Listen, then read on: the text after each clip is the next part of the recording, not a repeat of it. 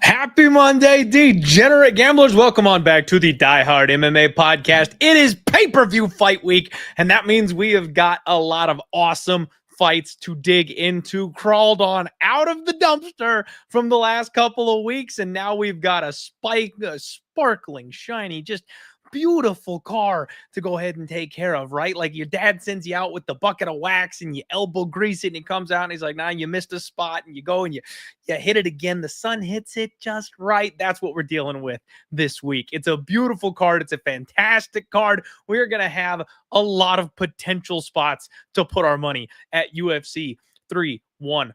How's everybody in the chat doing? Welcome on in. We got my guy Dream bright and early. I see the comment in here from 8 a.m. So you may or may not actually be in the chat right about now. Not far after there.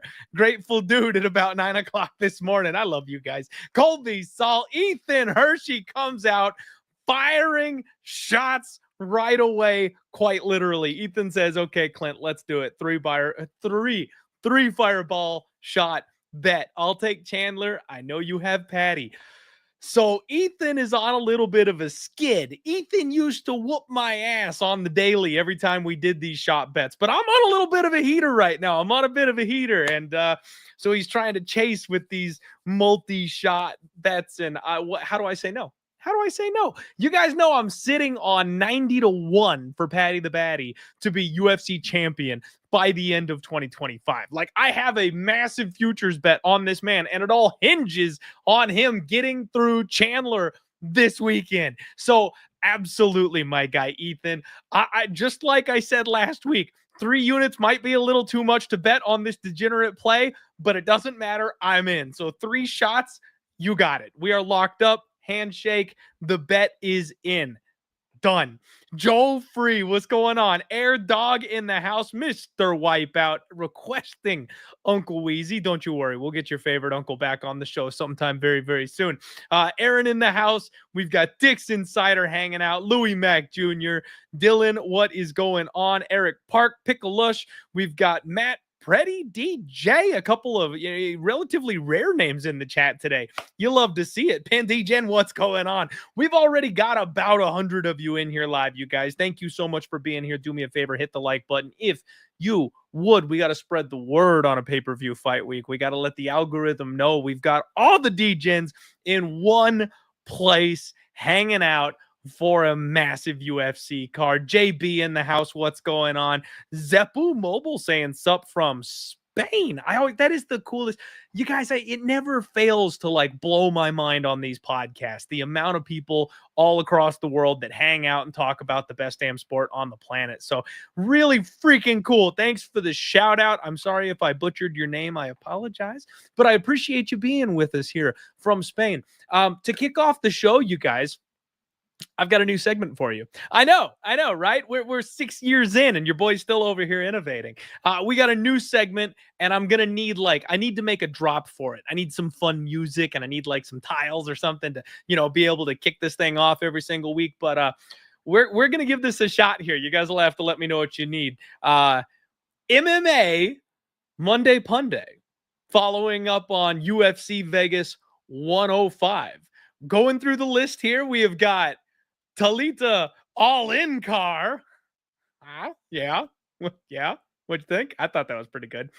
She was taking on Regressa Demopoulos. Loma Luke booed me. She almost lost that split decision. That one was way too tight for my liking. And she beat I Smella Nunez. Who is Gruli? Yeah, I was all up on that guy. Blew the parlay for me. Annabelle Pizza. That one's a little violent. I need I need the Q at the bottom. This is a DIE, like die, dead. Victory Henry. He got it done, got his hand raised by decision, called that on the prop show, by the way, if you guys are tuning in. Davey can't. Oh, that's sad. His fight got canceled. I have two for this one. You ready for this? Ode Gonsborn. He ruined my parlay. And oh, damn, Osborne. I couldn't decide which one of those I liked better, so I had to go ahead and throw both of them in there. Cortavius Fraudius. Yeah, I lost money on that one. That was upsetting. And Joke Anderson Brito. Yeah, the worst fight IQ on planet Earth, kept jumping guillotines. I don't need to explain that to you. Most of you lost parlay money on you, Anderson Brito, as well. And he got laid on by Fat Sabatini. Okay, that one's a little bit mean because he's a really good wrestler. So I recognize the wrestling skill. Sorry, Pat. It's just a joke. It's all for fun, you guys. And then the last one I have for you today, Squash Emmett. Ah, okay. I'm done. I promise I'm done.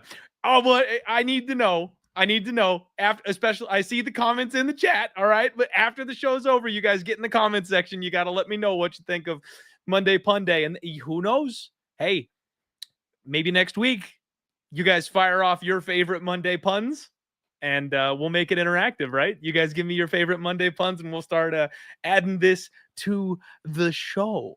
Let's see. WO saying, ever since the Coyotes left, Clint's going crazy. You're not wrong, and I'm rocking the Yote shirt here today, cheering for my boys over from Utah. Just trying to have some fun, you guys. As always, that is my number one goal here, right? I bring you smarter people than me to talk about MMA. I give you all the information I possibly can, and then I swing from the rafters like a complete degenerate and try and make you guys laugh along the way. So let me know what y'all thought of Monday Pun Day. But in earnest recap of last week here, I actually am really upset, you guys. I'm really frustrated with the events from last week because I was this close to having like one of those legendary nights. Like, I'm starting to turn this thing around, right? My year-long skid is well documented. I am getting my ass whooped in MMA for about the last year and a half, but I'm starting to turn the ship around. We were 3-1 in our last 4 events going into this past week, and I locked up a parlay leg in PFL using Jason Jackson, the axe kicking machine, and then we started off so good. Like, Talita Alencar at minus 110 looked like she should have been minus 600. Just absolutely wiped the floor with her. Reese McKee gets it done. Looks like a badass. I didn't bet the Victor Henry decision prop, but I called it. So, I mean, like, everything is just falling into place. And then I've got like my long Hail Mary parlay. I've got the violence parlay with Diane Barbosa inside the distance. Like, those are coming through. Then we hit the main card. And you know what? I dropped the ball because the easiest bet on the entire board was one I talked about all week and then didn't have the balls to pull the trigger on. I pulled the trigger on everything last week, you guys, absolutely everything, except for this one. The over 1.5, Torrance Finney and Robert Valentine, and then Torrance Finney by decision at plus 270. Easiest bets on the board. Like, those could have been like damn near max bets. Those could have been multi-unit bets. And I nailed it. Absolutely nailed it perfectly. But I had so much other action that one was the sketchy, questionable fight that I didn't pull the trigger on. And then it all fell apart.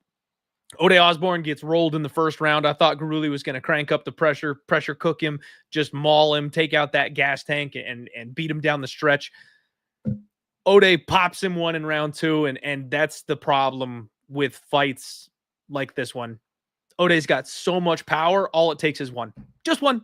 That's it. You make one mistake with that guy and it's over. It's like betting against Francis Ngannou at this weight class. It's terrifying every time the guy fights, and it's just a one-hitter quitter. It's done. It's over. So very, very upsetting, frustrating. Lost the parlay with Jason Jackson on that one. Talked myself into betting Gerald Meerschaert. Missed the good number. Was very frustrated with that. This one I just got wrong because the speed disadvantage against Brad Tavares was way more than I expected it to be. Like, I thought Gerald would make it dirty and start doing what he did in round 3 in round 2, because that's how you kind of like wear down Brad Tavares. You tire him out, make him carry your weight, and then in round 3 maybe you get some of those takedowns, but Gerald didn't really do that until the 3rd round, so that one was kind of dead on arrival. Unfortunately, I'll just go ahead and tell you guys, bad bet on my part on that one. And then Cortavius Romeus, my God, my dog of the week last week. He fell off the back. No. Okay, sorry, scratch that. Didn't fall off the back. This one, he literally fished for arm bars 3 times. He didn't fall off the back. He very intentionally dove off the back looking for arm bars. And you're just not going to win a fight at the UFC level doing that shit. And you're not going to cash my ticket at the UFC level doing that shit either. And that's the thing that was most frustrating for me, because Lee makes so many damn mistakes. And Cortavius Romeus was in that fight, and he was trading with him, and he was exchanging with him, and it was all good. And I felt great about it. Even the first time he ended up on bottom, I was like, okay, all right, you went for the armbar, you didn't get it, so what? Whatever. Hang on his back next time. Go for the rear naked choke. Flatten him out. Go for the ground and pound. Nope. Armbar again. Gets TKO'd. This is a mistake again, because the bet was too big on Cortavius to begin with. I got a little wide-eyed on this one. And then my second thought was, I'm going to bet the under as a hedge, right? Because either Romeus is going to finish this guy or win a decision. The under's plus money, so I could cash both, or I could cash one or the other, because if he loses, it sure as hell isn't going to be a decision. So I could have saved myself by just betting the under to go along with my money line. Didn't end up pulling the trigger on that because, again, I had so much action already. It was very frustrating. So mistake, just mistake. Also, bad fight IQ. We always talk about not trusting fighters with bad chins or bad fight IQ, and I bet a large amount on somebody with really bad fight IQ. Pat Sabatini, Yo Anderson Brito. Oh, my parlay that ended with violence just died on this one. Pat Sabatini came out here and did nothing but lay on Brito. I mean, don't get me wrong. He had some ground and pound. He looked for 1 or 2 submissions. He went for that stupid Soloev stretch instead of just looking for a rear naked choke, which he could have got in the 3rd round. He's looking for a leg and trying to stretch the guy out. Like, there were chances, I guess, but for the most part, it was a Pat Sabatini wrestling match. So it's really upsetting, you guys, because I dropped about 6 units this past week, and it could have been like a plus 18 unit type of night. It's one of those ones where just 1 or 2 little things goes my way instead, and it's either break even or massive win. And those things all broke against me to finish the night out. If Pat finishes Yo Anderson Brito via sub, it's a break-even night, right? Or if Brito knocks him out, it's an even night. If Cortavius wins that fight, it's a break-even night, a small loss, right? Type of night. If Mearshart wins, and especially if he won by sub, I got 2 out of my 3 legs on my crazy parlay that I had put together. And if Mearshart had gotten a win by sub, it would have been an 18-unit night, like just ridiculous type of night. And then if I had just not been an idiot, if I had done Finney by decision instead of my Gerald Mearshart sub for the 3rd leg on that parlay, it hits. It hits, and we're riding to the bank. It would have paid a little less, but it still would have been like a 14-unit type of night. Like, I'm frustrated, you guys. I'm cooking. Your boy's hot right now. Like, I'm cooking because the reads are there. It's close. It's close. We almost had it, and I said last week I knew we were going to get one. We were this close again. It's coming. I can feel it. And without further ado, I'm going to bring in this week's guest, you guys. We got a pay-per-view card. We got a big-time card with lots of big names, people you know, people you're excited about, and I got to bring in one of my favorite gamblers in the world to break down this awesome epic card with you. Someone who's going to help us get over that little hump that we just got to get by so we can start cashing some real tickets on this show. None other than my man, James, from Lucrative MMA. James, how you doing, buddy? Doing well, brother. And you are one of my favorite gamblers in the world as well. Just like I am yours. You know, I'm always looking for your takes on the timeline. I'm always looking at you throwing like these crazy submission specials. You got like 10 fighters all to win by submission, and you usually miss out by like 1 or something like that. It kills me, dude. It's like I miss by 1 every damn time. It's so frustrating. Like chuck a little bit on straight, you know what I mean? Just because they're already like plus 500, just a little bit on straight, just so you're not so upset. So yeah, man, good card, bro. Good card. Obviously, this is a big one. You know, Alexander Volkanovski coming back, and I can't wait to talk about it, bro. I got a couple of takes on this card already. I got a couple of bets on this card already. So yeah, let's get into it all and hopefully come out with profit. Absolutely. No, I can't wait to get into this one because I have not pulled the trigger yet on these fights because I've got a couple of takes. And I wanted to A, talk to you, and then B, see where these lines go.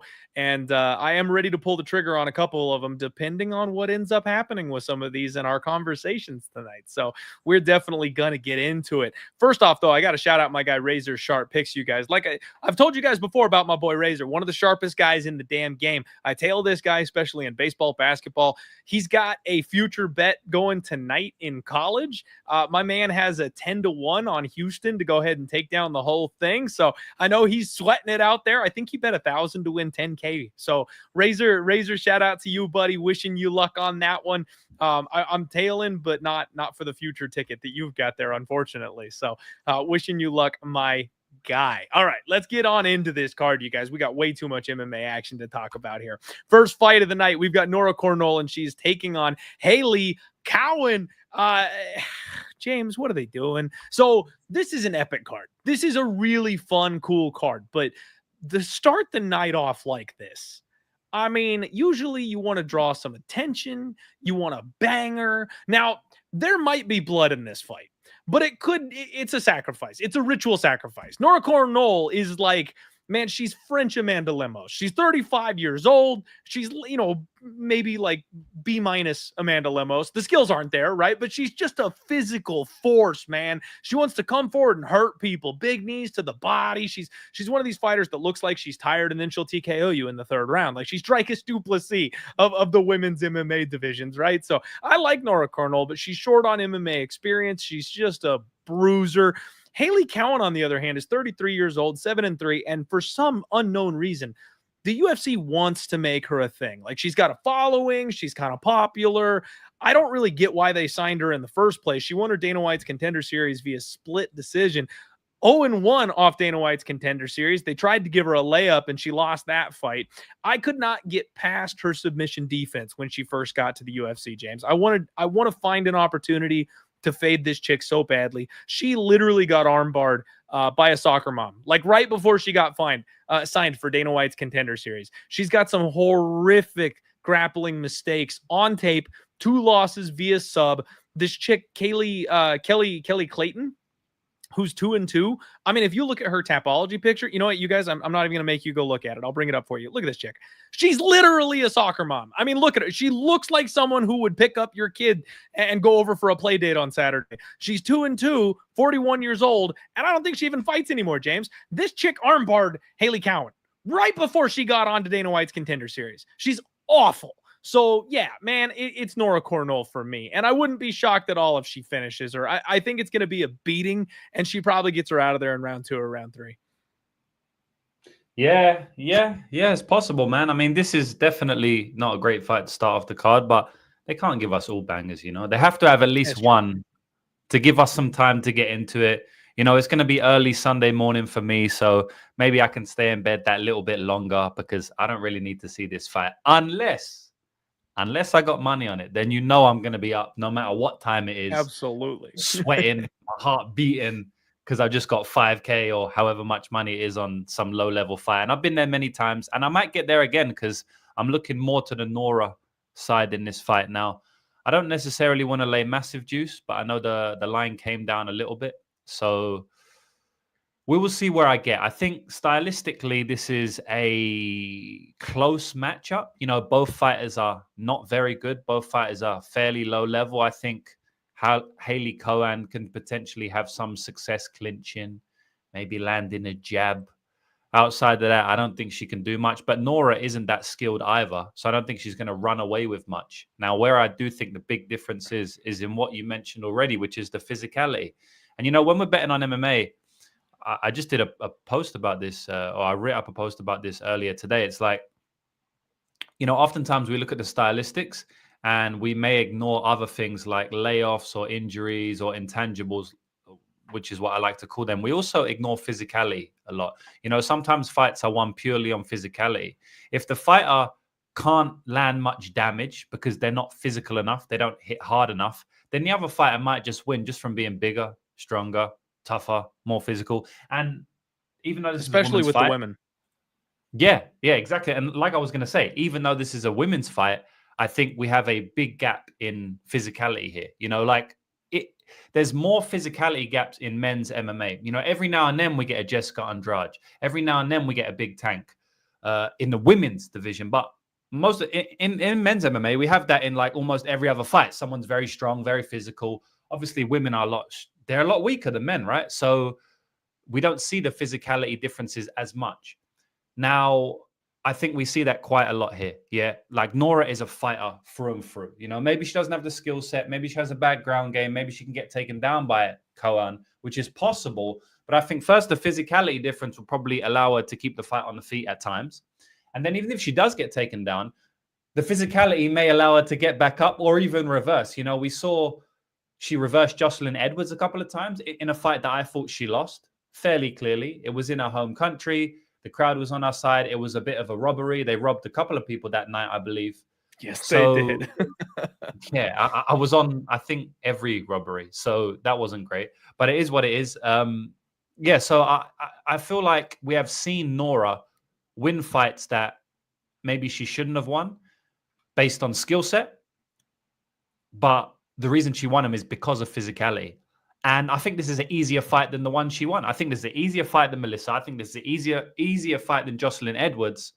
So I feel like she should get the win. Something would have to go massively wrong for Hailey Cowan to get the win. Now, I will say it's low level.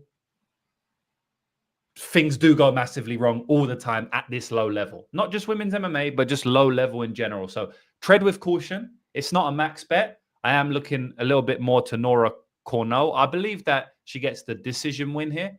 It's women's MMA. Yes, she fucked up Melissa, but it could happen again. I personally think it's going to be a decision. I'm backing Nora. I don't know if I'm putting money on her. I think she'll get the win, though. Yeah, man, I'm with you. And I'm so glad you said that because I also agree with you that I think this is a step down in competition from what she's seen previously. And it's rare. It's rare that you're going to get that in a spot like this. So, yeah, she won her last fight by robbery, and I think that'll be a talking point for most people. But when you go from robbing someone who's pretty good, UFC level, and then they give you a break in competition, it's like, whoo, now it's on. You know, now you can win this fight very legitimately. So I'm with you. I will say she ends up getting some kind of a late finish just because I think Hailey Cowan's breakable. Man, I wouldn't be shocked with what she's been going through if she hangs it up on Saturday. I think Hailey Cowan had like 1 foot in MMA to begin with. She's already 33 years old. She's had four canceled fights since she made it to the UFC. So off Dana White's Contender Series, she's been matched up with 4 different people, and she only got into the cage against one of them. So I could see her going 0-2 and peacing out because she's just kind of not really built for this, and it wouldn't shock me. So kind of like Diana Belbita last week, where once she got it deep in on that choke, she was just like, I think I'm done. Get me out of here. I could see that happening again in this spot. Yeah, and last thing I'll touch on that when we're speaking about the inside the distance or decision is Hailey Cowan has got 2 losses in her career, and they've both been inside the distance. So she's never lost via decision. She's only lost via submission. And then if we look at Nora Cornolle's record, every single win of her entire career is inside the distance, except for one, which she lost against Jocelyn Edwards, and she got robbed. So it should be a loss. It should be a loss. And I think everyone scored it for her, basically, against her. So in reality, every single one of her wins have been inside the distance, and every single one of Hailey Cowan's losses has been inside the distance. So I might have just switched my pick right there. That looks like a good ITD spot for me. I like it. All right, we're lining up early, you guys, and we've already got over 300 of you live here watching this show. Again, please do me a favor, hit the like button, get subscribed to the channel if you guys haven't yet. This is James from Lucrative MMA, and I apologize that I look like a hobo coming in here for breaking down a pay-per-view fight card, you guys. It's been one hell of a week, so your boy's got to get over to the barber. James is looking clean. I need to step my game up here as the host of my own damn show. Next fight up on the cards, Tresean Gore takes on Marco Tulio. I love this fight, man. This one should be fun. Tresean Gore, one of these guys that he's just a little fire hydrant. He's so short. He's so stocky. He's built, solid muscle, hard to move around, kind of hard to hurt, but he's low on experience, right? 5-2. He's kind of turned his career around a little bit. Looked like he was going to go 0-3 in the UFC and get booted. But he's got a 2-fight win streak going against the lowest level you possibly can have. You know, this man submitted Josh Fremd, bum, cut, my favorite fade in the UFC. And then he submitted Antonio Trocoli.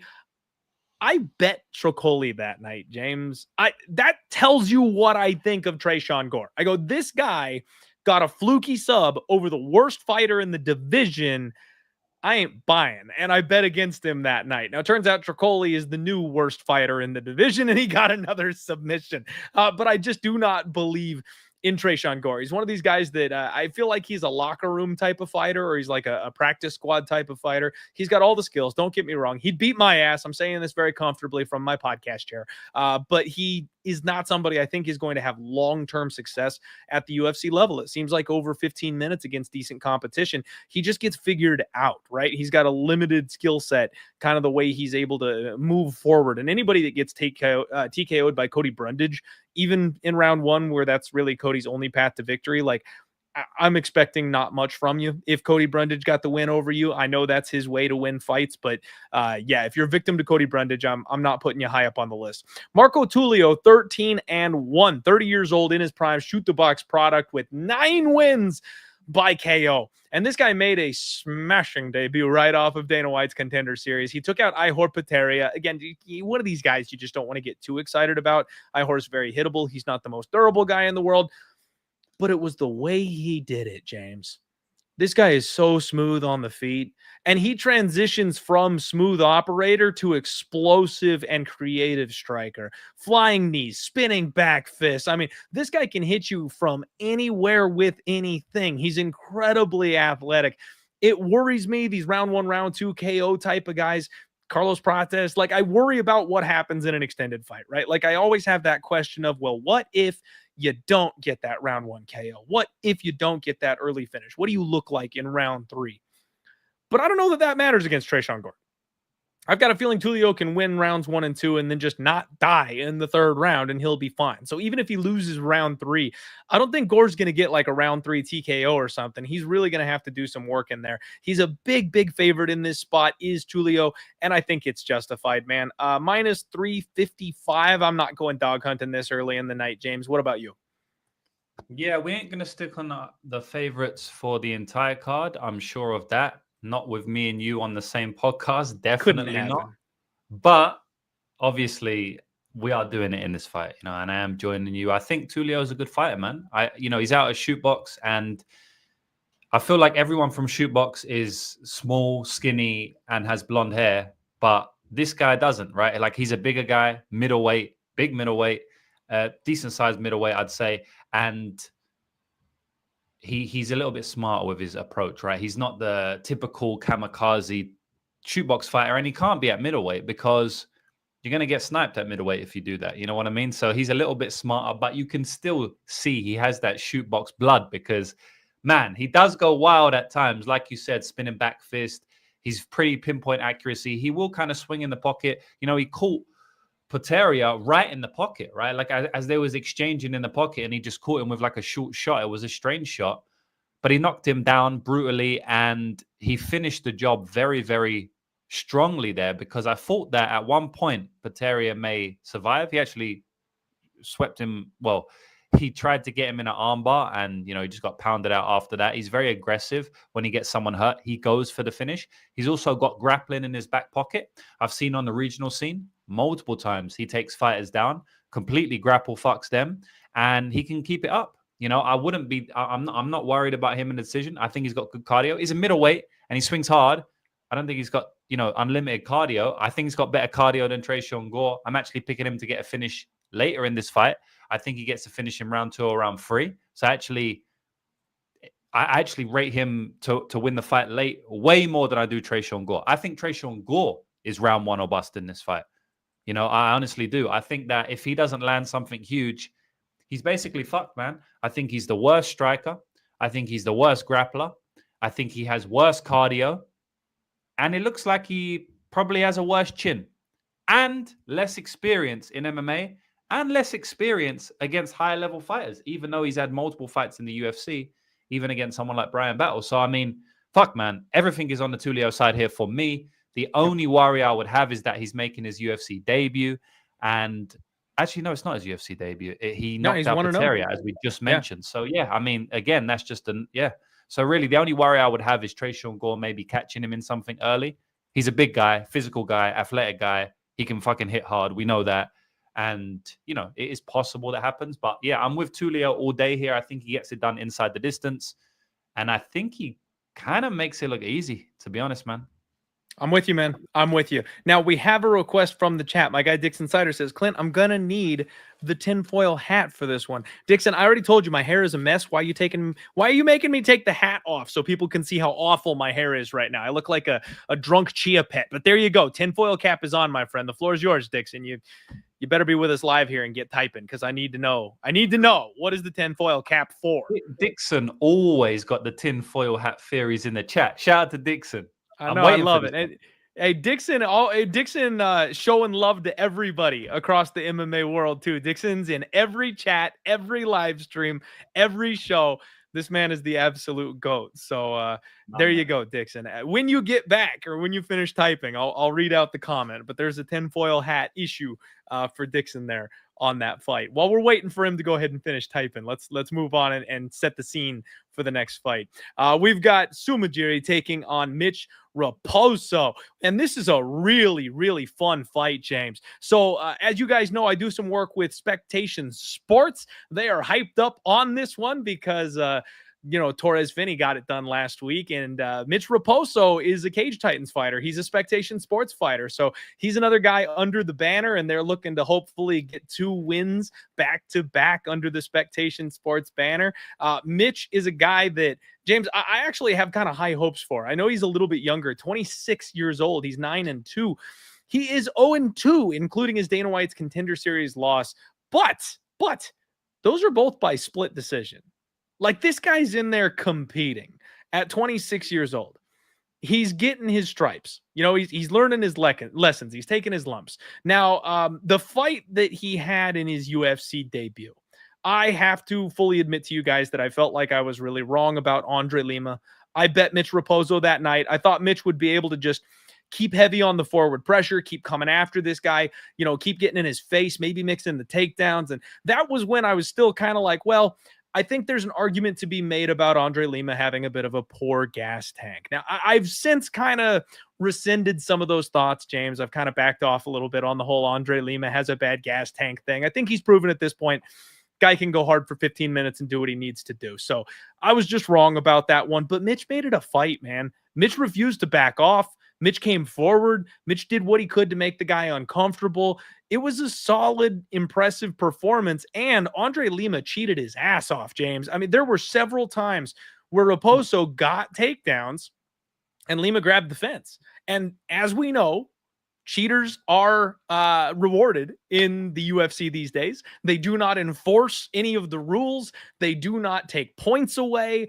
That was a split decision fight that Mitch probably should have got his hand raised for, because if they had taken a point from Andre Lima, it's a Mitch Raposo decision or a draw at worst. And then if he gets a takedown, what's it? I know. It wasn't a split, bro. Come on. I have to stop you in it before I forget to say, like, he got beat, bro. He did. But I'm just saying, you had a judge that gave him the fight. If he gets a point deducted, Mitch wins. Like, it shouldn't have been a split, but he would have won the fight if they had enforced the rules. At any rate, again, I feel like he fought well enough. I feel he fought competitively enough. And then when he does get a step down on the regional scene, he's just smoking everybody, man. It's all finishes. So I think Mitch is a guy that if we give him the right fights, he will develop. I'm just worried he's a Vince Morales, where the UFC just keeps throwing him these tough matchups and he never is able to get his feet underneath him at this level because they keep giving him hard fights over and over and over.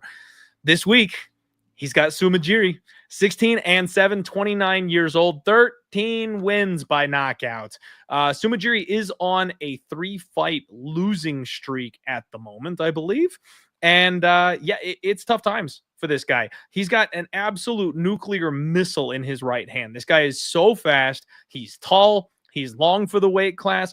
The big thing to do with Sumudaerji is to make him grapple. This guy has no idea what he's doing on the mat, James. If you stand and bang with this guy, you're probably in for a bad night. And frankly, when I bet Charles Johnson against Sumudaerji, I was sweating bullets because I thought Charles Johnson was going to take it to the ground, and he decided to stand with him for 15 minutes instead. So that was I was having heart palpitations in the middle of that fight because I thought he was going to get caught at some point. But you look at what happens to this guy against guys like Tim Elliott, Matt Schnell. Like if you get taken down, he just gets rinsed. He gets tired. He makes mistakes. He gives up the sub. He's kind of knockout or bust.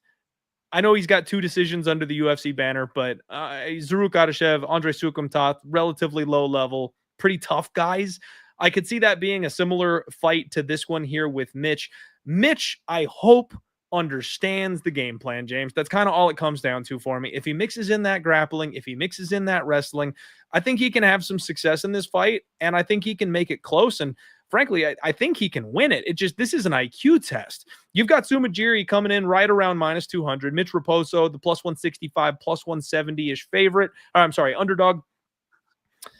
I think this is dog or pass from a betting perspective, James, just because I don't, that glaring weakness of the grappling makes it so hard for me to bet Sumudaerji. It's just like Brito last week. I predicted Brito by knockout. I thought Anderson Brito at some point in that fight was going to land a nuke on Pat Sabatini because he just can't take the punishment. I was wrong. He never got that opportunity. He never got that window. And what happened? The fight IQ burned him, and he did not look minus 250 in that spot. That's kind of what I feel about this fight too. I just cannot lay chalk prices on a guy that's got this big of a glaring weakness in his game. I can't promise you that Mitch Raposo is going to come out and wrestle though. So it's dog or pass unless I get like an audio clip. I need an interview. I need Mitch Raposo being like, bro, I went out and I trained with Bilal for this fight camp. I'm shooting double legs. I'm going to grab this guy's ankle and put it up over his head. If I hear that, it's all in on Mitch Raposo. So I think it's kind of a dog or pass situation, but at this point, I do not have a bet. James, what do you make of this fight? Yeah, this is a really good fight, really fun fight. Mitch makes fights fun, even in fights that he's potentially outmatched in. Against Jake Hadley, he got submitted in round 2 in that fight, and it was a good fight. He was outmatched at the time. He wasn't really as good, but he made it a war up until the 7 or 8 minute mark, when he's got it back taken. Same thing with the Andre Lima fight. And, Andre Lima was coming off the Igor Severino fight, the famous biting incident. Kind of hilarious that he got a tattoo of the bite as well. Like, what the fuck is all that about? That's a power move right there, man. I love that. That's mental, like getting a tattoo of the bite. Like, imagine actually being the guy who gets bitten and walk into the tattoo parlor, you legitimately sit down like, yeah, I want to get a tattoo of someone who bit me. It's kind of mad. But shout out to Lima. He's cashed me a lot of money. I like him. But what I was going to say about that fight is, he kind of slowed down in that fight, the Lima, right? So I understand why you would take the shot on Mitch Raposo, because right after the Severino fight, that was when the Mitch fight happened. And, Mitch does have that similar style of like come forward, pressure, clinch, grindy, big power. Severino has some type of style like that as well. So I understand the shot. He was a big underdog as well. Obviously, Lima's proved to be like a really, really good fighter now, top 10 fighter. So it is what it is. And then his fight against, all right, we'll speak about Sumudaerji now, right? So that's Mitch's 2 fights in the UFC banner, Dana White's Contender Series in UFC. Didn't look great. I mean, submission and a clear 30-27, in my opinion. He looked a little bit better in the Lima fight. When he fought Hadley, I believe he was like 21, 22 years old. When he fought Lima, he was like 24, 25. It was about 3-4 years after. So, I think we had seen improvements in that, because I think if Mitch, who fought Hadley at 21, 22, fought Lima, he'd probably get submitted as well, right? So I think if Mitch fights Hadley today, I don't think he gets submitted, right? I think he goes to decision. He probably loses, but I think he goes to a decision. So I think there's clear improvements on the Mitch side. And like you said, when he takes a step down in competition on the regional, yeah, he wins. It's kind of easy. He just beats the opponents up. Eventually, he finishes them. He's got big power. He does have the wrestling in his back pocket at times. He tries to go for it. But let's speak about the Sumudaerji side. So Sumudaerji is a very interesting fighter to me. So in the Charles Johnson fight, I bet on him in that fight, right? Plus 180. He looks pick'em. He looks minus 110. And that was last year. And, that was the year of, these fighters that are plus 200. They look minus 110 and don't get the decision. Going into decision, I thought we potentially won the fight. Unfortunately, they gave it to Charles Johnson. I also bet the under in that fight at big plus money as well. And obviously the under, it looks super live. Charles Johnson almost killed him in round 2. Mudaerji had a triangle choke on him. That was obviously a very fun fight, but a very close fight against a very, very good fighter. And the main thing I want to point out about that fight is that he won all of the grappling sequences against Charles Johnson. He reversed Charles Johnson. He took Charles Johnson down. He got him in a triangle choke. He switched to armbar. He reversed him on the ground. He came out on top in scrambles. He won every single grappling sequence in that fight against a good grappler in Charles Johnson. Charles Johnson's a good grappler, man. You can hold him up against the cage. You can Makayev him. You ain't really taking that guy down and just laying on him for 3 rounds. It doesn't happen. Better grapplers than Mitch Raposo, right, have tried, and they haven't succeeded. But Sumudaerji succeeded in winning all of the grappling sequences, and that really, really impressed me, Clint. You know, I didn't think that would be the case. I wasn't betting on Su in that fight to win the grappling. I was betting on Su to win the striking, and you can't trust Charles Johnson to grapple. So I thought, fuck it, we take the shot. It's big plus money, right? But he won all the grappling there. So I'm kind of in 2 schools of thought, because maybe Charles Johnson had an off night. There wasn't 10 minutes of grappling. You know, it was a couple of minutes. So maybe he just won the grappling because, it just happened in that time. Maybe he hasn't shown up his grappling defense a lot. Maybe he hasn't got much better at grappling defense. But man, watching that fight, it's very hard for me to believe that. The guy's only 29 years old now. I want to check this right now. So, like, this guy's been in the UFC for like 6-7 years or something. Like, a long time this guy's been in the UFC, right? A lot of the holes we've seen were back in the day, or at least a couple of years ago, when he's like 24, 25, 26. I think now at 29 years old, I believe he's 29, and interrupt me if I'm wrong, but I believe at that age, he's improving. So he's still showing improvements to me in the grappling. He's always been a good striker, right? The fight before the Charles Johnson fight was the Tim Elliott fight, a whole year prior, and he got submitted in round 1. He got bullied in that fight. He looked terrible, to be honest. But Tim Elliott, he is a grappler. He will go rabies mode in round 1 and round 2 to get the submission. You can't completely go. You can't go from a blue belt to a brown belt in 1 year. But it kind of seemed that way with Sumudaerji. He seemed like a blue belt against Elliott and Schnell. He seemed like a fucking brown belt against Charles Johnson, man. So I do think he's showing improvements, and I think those improvements will be enough to get him over the line here. I don't think Mitch will be able to have the grappling success that he needs based on the improvements I've seen in the Charles Johnson fight. And I think on the feet, Sumudaerji is the much cleaner striker. He's a very, very good striker, very good range management, very good distance control. He stands at the southpaw stance, very good laser beam left hand. He's just a tricky guy to fight, man. Spinning wheel kicks in round 3 of the Johnson fight. He hit a spinning wheel kick, man. It's just I think he landed on like the ponytail, whatever the fuck you want to call that thing.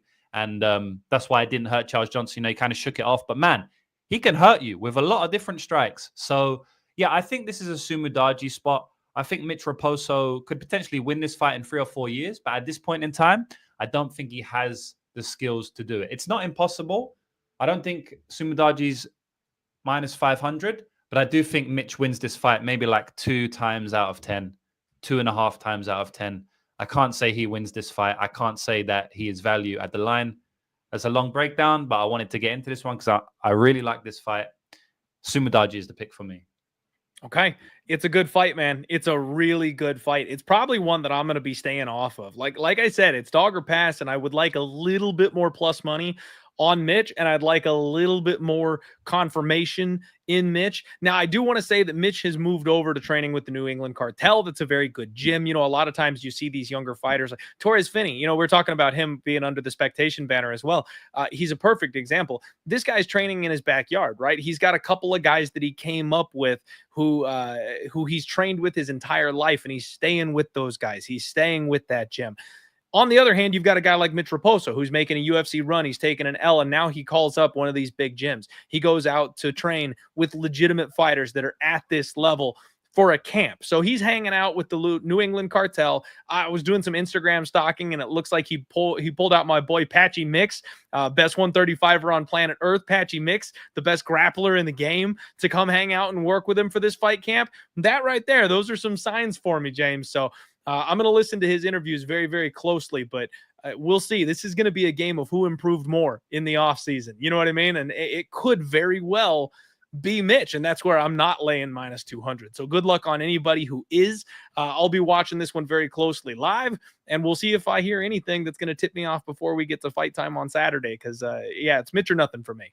I'm just not. I'm not a Sumudaerji believer. Yeah, no, fair enough, bro. It's good to have disagreeing opinions, because now we can see the fight from both sides. That's why I really love doing podcasts, because I get to speak my thoughts out loud. And when I speak my thoughts out loud, I get them from my head, in the ether, and it allows me to formulate my opinions a little bit better. And actually, I end up making bets when I come off the podcast, because I'm like, fuck, I've just realized a lot of things that I kind of knew, but I didn't really know. So, yeah, man, it's good to go back and forth with you. One thing I do want to mention is that the props are not out, right? But I was thinking Bet props online is the only place that would maybe have props by now. They don't. I know sometimes FanDuel does some crazy shit with early lines, but there's no props out for this fight. It's the only fight that doesn't have full props. But I was thinking Sumudaerji via submission could be a potential go. And I know, you talking about the grappling deficiencies, you're probably going to think I'm crazy. But, man, I've seen it. I mean, he had Charles Johnson in the DAS and a triangle last fight, So I think it could happen. Obviously, you mentioned in the Patchy mix, in the mix, I'm like, fuck, maybe he can't get submitted now because he's been training with Patchy. But I think the line will be pretty big for the submission, because I don't think he's definitely never got one in the UFC, and I don't know if he's ever got one in his entire career. So I feel like the line will be pretty wide. So I just wanted to throw that out there to the people. If we're getting like a 7, 8, 900, I'll probably take a shot on that one. How sad is it, James, that we're looking for 700 and 800 now on these crazy ass sub props? Loma Lukbunmi was plus 330 to win by sub last week. Like, what? We're table scraps, man. We're not getting anything good. Where's my steak? We used to be able to eat fine dining on these props, and they're cutting it down. Like Loma was never even near a sub in that fight last week, but they were on to the fact that if she wanted to, she would have had a submission advantage, and we get plus 300 on something that should have been plus 7, plus 800. We're talking the same thing here now. Sumudaerji, he's only ever lost by sub. He's never gotten a win by sub, and now, we're not looking at getting a 15, a 16, an 18 to 1 for this guy to win by sub. We're like, please give us 6 to 1. Like, it's sad, man. Yeah, bro, you got to adjust to the game, man. One of the times I realized that the game the game's always changing, right? But one of the main times I realized the game was really changing is when the first time I ever saw that a round 3 prop was shorter odds than a round 1 prop. Like, it had never happened before. We never got that. It was algorithm, right? Round 1 is more likely to happen. But then they had these, I think it was Peyton Talbot. I think it might have been Peyton Talbot. And like his round 3 was like plus 300 and round 1 was like plus 500. And I was like, wow, the game is changing, man. So you got to adapt. You always got to stay up to date, but there's always new angles, something that, okay, so maybe they're not giving us the 18 to 1s on the subs anymore, but maybe they're overrating hype even more than they used to. Or maybe they're overrating Dana White's Contender Series fighters more than they used to, which I believe they definitely are. We see it all the time. So there's always new openings that we can exploit in the game, and we just always have to adapt, man. But yeah, it's definitely getting a little bit sharper in certain aspects. Absolutely, it is. All right, guys, let's move on to the next one here. We've got Cedric Dumas taking on Michal Oleksiejczuk in a very, very interesting fight here. So, James, what we've got is Oleksiejczuk, a man who started his UFC career at 205. Not sure how that ever was really a thing. Dude was tiny at that weight class. He's now 30 years old. He's dropped in weight, and he's on a 1-4 skid recently. The dude does not know how to grapple. He's a lot like Sumudaerji. This fight reminds me a lot of the last fight that we talked about. But he also is one of these guys that just doesn't say no. He fights everybody, right? So he's got a round 1 finish win over Chidi Njokuani that's aging really, really well. But then he's lost to guys like Kyle Perallo, Michel Pereira, Kevin Holland, Shara Bullet. Like, he's not fighting scrubs. And these are the guys that are beating him. Most of them by sub. Shara Bullet stood with this guy, and what happens? He goes a full 15, and he was competitive for some of those minutes. This guy is a good striker. He's very heavy on his front foot. He likes to come forward. He's got fast hands. He's very loose. He wants to be in your face and just kind of cook you over the course of a fight. And the problem is, he's not good enough to do it at the high level. Like these guys that are a step up, they can hit the level change, put him on his back, and then he's just kind of a fish out of water. But if you give him a break, someone who's not going to follow an optimal game plan, they're out of there. You know, Cody Brundage, Sam Alvey, Shmuel Gaziev, Modestas Pakaukas, like these are the guys that he's going in there and he can beat, no problem. And the UFC is giving him Cedric Dumas. Now, you guys know I've got an opinion on Cedric Dumas. Like I've said since Cedric got here that I'm just going to blindly bet this guy because I believe in the potential that could be here with this guy. James, I am so mad. They robbed me. My entire career gambling would have been completely 180 turned around if Zach Reyes had not pulled out of that damn fight. I cannot tell you how many people were telling me that Zach Reyes was the easiest money on the board when they had him matched up against Cedric Dumas. Dumas was going to send that man's head into the third row. Zach Reyes is a bum, James, and nobody knew it. Nobody knew it until Azat Bekov got in there and showed everybody what was what. So plus 185 or higher on Cedric Dumas would have just doubled my annual salary. Like I was ready to hit that so hard. And now I'll never get that opportunity ever again, because if they rebook that fight, I guarantee you Cedric is favored. They will not give the type of disrespect that they had on that number in the last fight. Now, Cedric's a work in progress. I will pump the brakes here. I'll let you guys know. He's not some prodigy or something like that. He's tall. He's athletic. He's very physical. I like the guy's build for the weight class. He's durable. His cardio is okay. Like he's not a blue chip prospect, okay? But I think that they are matchmaking this guy well, and I think they're interested in him because he keeps getting good fights. So in the UFC, he's 3-1. His only loss, he's 3-2. He's got a loss to Josh Fremd, which he admittedly literally came into that that fight high as a kite for. So he got subbed in round 2. And then he's got a KO loss to Nursultan Frodzaboev, which is just the worst luck imaginable. I told you guys about this one too. He was going to beat Nursultan that night too, James. People not giving him credit where it's due. He figured Nursultan out, and Nursultan was not having any success with his strikes. You guys have all seen what happens now, especially in the Joaquin Buckley fight. What happens when Nursultan gets extended in a fight? He's got to win by finish. He's got to do it early, and if he doesn't do that, he ain't got it. So this was very quickly becoming a Cedric Dumas fight, and then he gets poked in the eye, and the referee just lets him die. So he gets stopped with ground and pound very, very undeservingly. So I'm not even going to count that as a TKO loss because it was an eye poke loss, not a TKO loss. You see in his other wins, James, he's a solid, decent, rangy striker. He's slow. That's one thing I don't like about him, especially in this matchup, is that he is a little bit slow. But he mixes in the wrestling, James. He knows how to hit a takedown when he needs to, and he is a big, physical guy. He will get on top of you. He will sit on your chest. He will make sure that you don't move. And like I've said from the top, that is exactly how you beat Mikhail Oleksiejczuk. So I do think that Cedric can have moments striking against Mikhail. I do believe the speed is going to be an issue. Mikhail is going to be much, much faster than Cedric, and that could pose a problem. But I do also believe that Cedric Dumas is durable enough to take the shots that, some of these guys haven't been able to. And then when Cedric goes for a takedown, I think Michelle Oleksiejczuk is going to go to his back. I really think this is going to be a greasy split decision for Cedric Dumas, and people are going to be pissed off in round 3 looking for Oleksiejczuk to get up and throw hands, and he's just going to be stuck under this big dude. So I don't expect it to be impressive, but I expect plenty of people to be pissed off when it looks just like the second round of the Dennis Tulian fight, man. I like Cedric Dumas by decision here. What do you make of this one? Yeah, I'll be quick because obviously we got a lot of fights to get through. Sorry, that was long. No, not on you. But I just looked up and we're 53 minutes in, but only on the 4th fight. So I'm gonna be quick. Mate, bro, I can talk, bro. Like you don't have to apologize. Me and you on the podcast, we could go for 7 hours if we wanted to. But I'll be quick on this one. I think that Oleksiejczuk is a fighter, and I think that Dumas is more of an athlete. And I think Oleksiejczuk is going to be able to rip and slip. I think he's going to smash him to the body. I don't think Dumas will like what is coming at him.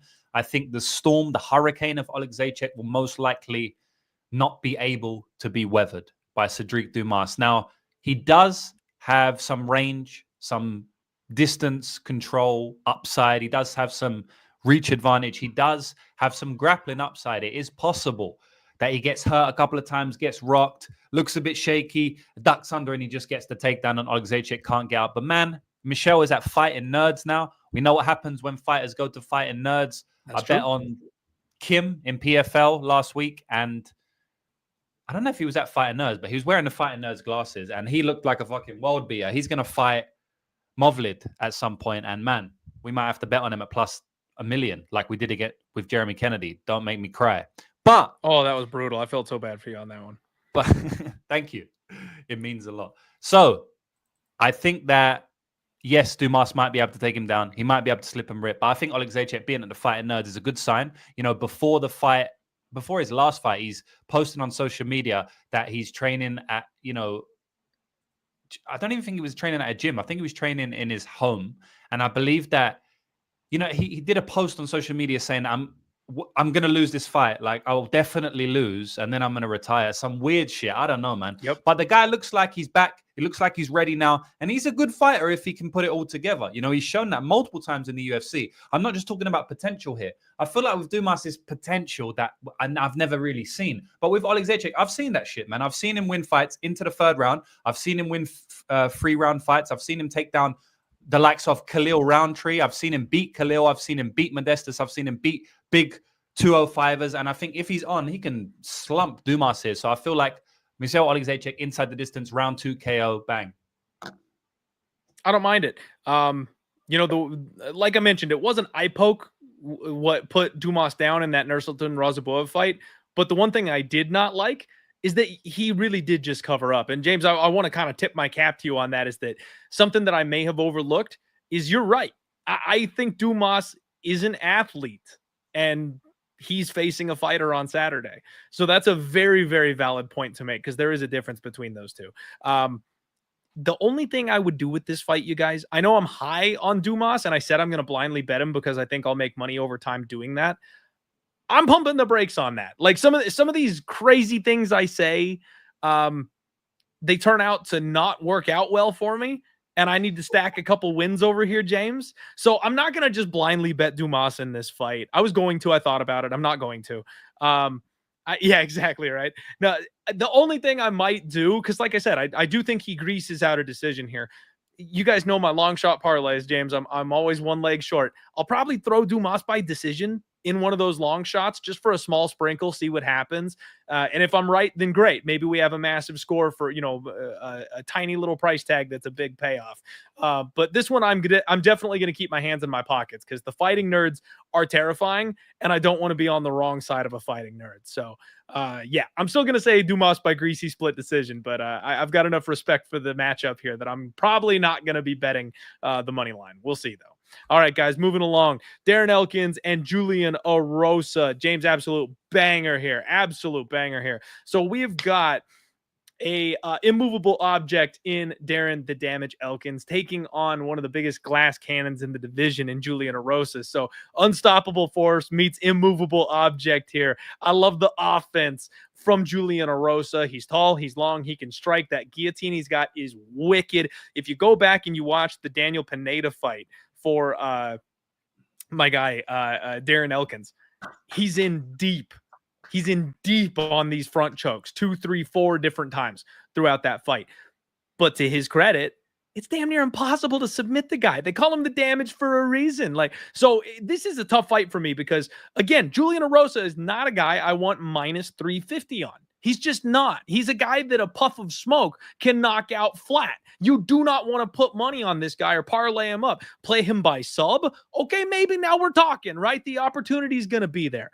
But one of these guys can take a punch. The other one can't. So for me, it's dog or pass. Darren Elkins is the guy that I've done the one last ride thing with multiple times. He will get takedowns. Julian Erosa will accept those takedowns and look to play off his back. It's a very dangerous game because Juicy J could land a sub at any point in time in this fight. But if he doesn't, I think Darren's is just going to maul him for 15 minutes. So wide line, man. If Darren Elkins has regressed at all, Julian Erosa will submit him in this fight. That's all it comes down to for me. If he's regressed at 40 years old, he's getting tapped out. But if he's not getting tapped out, he's winning the fight. Bro, tapped out and Darren Elkins do not belong together in the same sentence. You cannot tap this guy out. The only man to do it, Charles Oliveira with an armbar back in the day. And look, at the end of the day, you know, your arm can snap, your leg can snap. So Juicy J needs to go for some heel hooks or for some arm bars, but he's more of a choke guy. If he tries to choke out Darren Elkins, that guy is going to be on the ground, getting pounded, thinking, how the fuck did he escape from this? I don't know if he has like a second mouth, you know, but he breathes somehow. He breathes when he's in the deepest chokes ever. It's happened time and time again throughout his entire career. It's absolutely amazing, you know, the way he doesn't get choked out, because he's in a lot of fucking submission attempts, man. So I don't know, man. I think there's value on Elkins here. Do I want to play him? I just played him against Daniel Pineda, and that was one of the most I did too. Yeah, let's fucking go, bro. That was one of the most heart-wrenching, I don't know what you would say, like heart-palpitating, like heart-hurting. Butthole pucker of the night, James. That's what that was. I mean, like, you know, many adjectives to describe the way I was feeling watching that fight, because at every moment, I thought we would lose, and at every other moment, I thought we would win. You know, it was... It's so over. We are so back for the entire 15-minute fight. It was a crazy ride. And do I really want to go through that shit again for a bit of money? Like, at the end of the day, man, there's more important things in life than money, like my health and my heart and my age. You know what I mean? So I don't know if it's I'm like running 3 miles when you bet on Darren Elkins.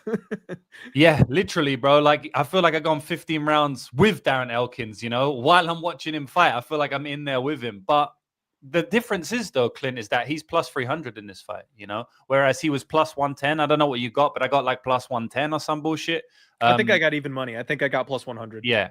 I got around there. I did actually play his decision as well, which I think was why it was way more sweaty, because, you know, it was pounding away at times. And that was plus 350. So it's a little bit different. But yeah, that is the difference, right? He's a massive underdog. And I do think it can be like a similar fight.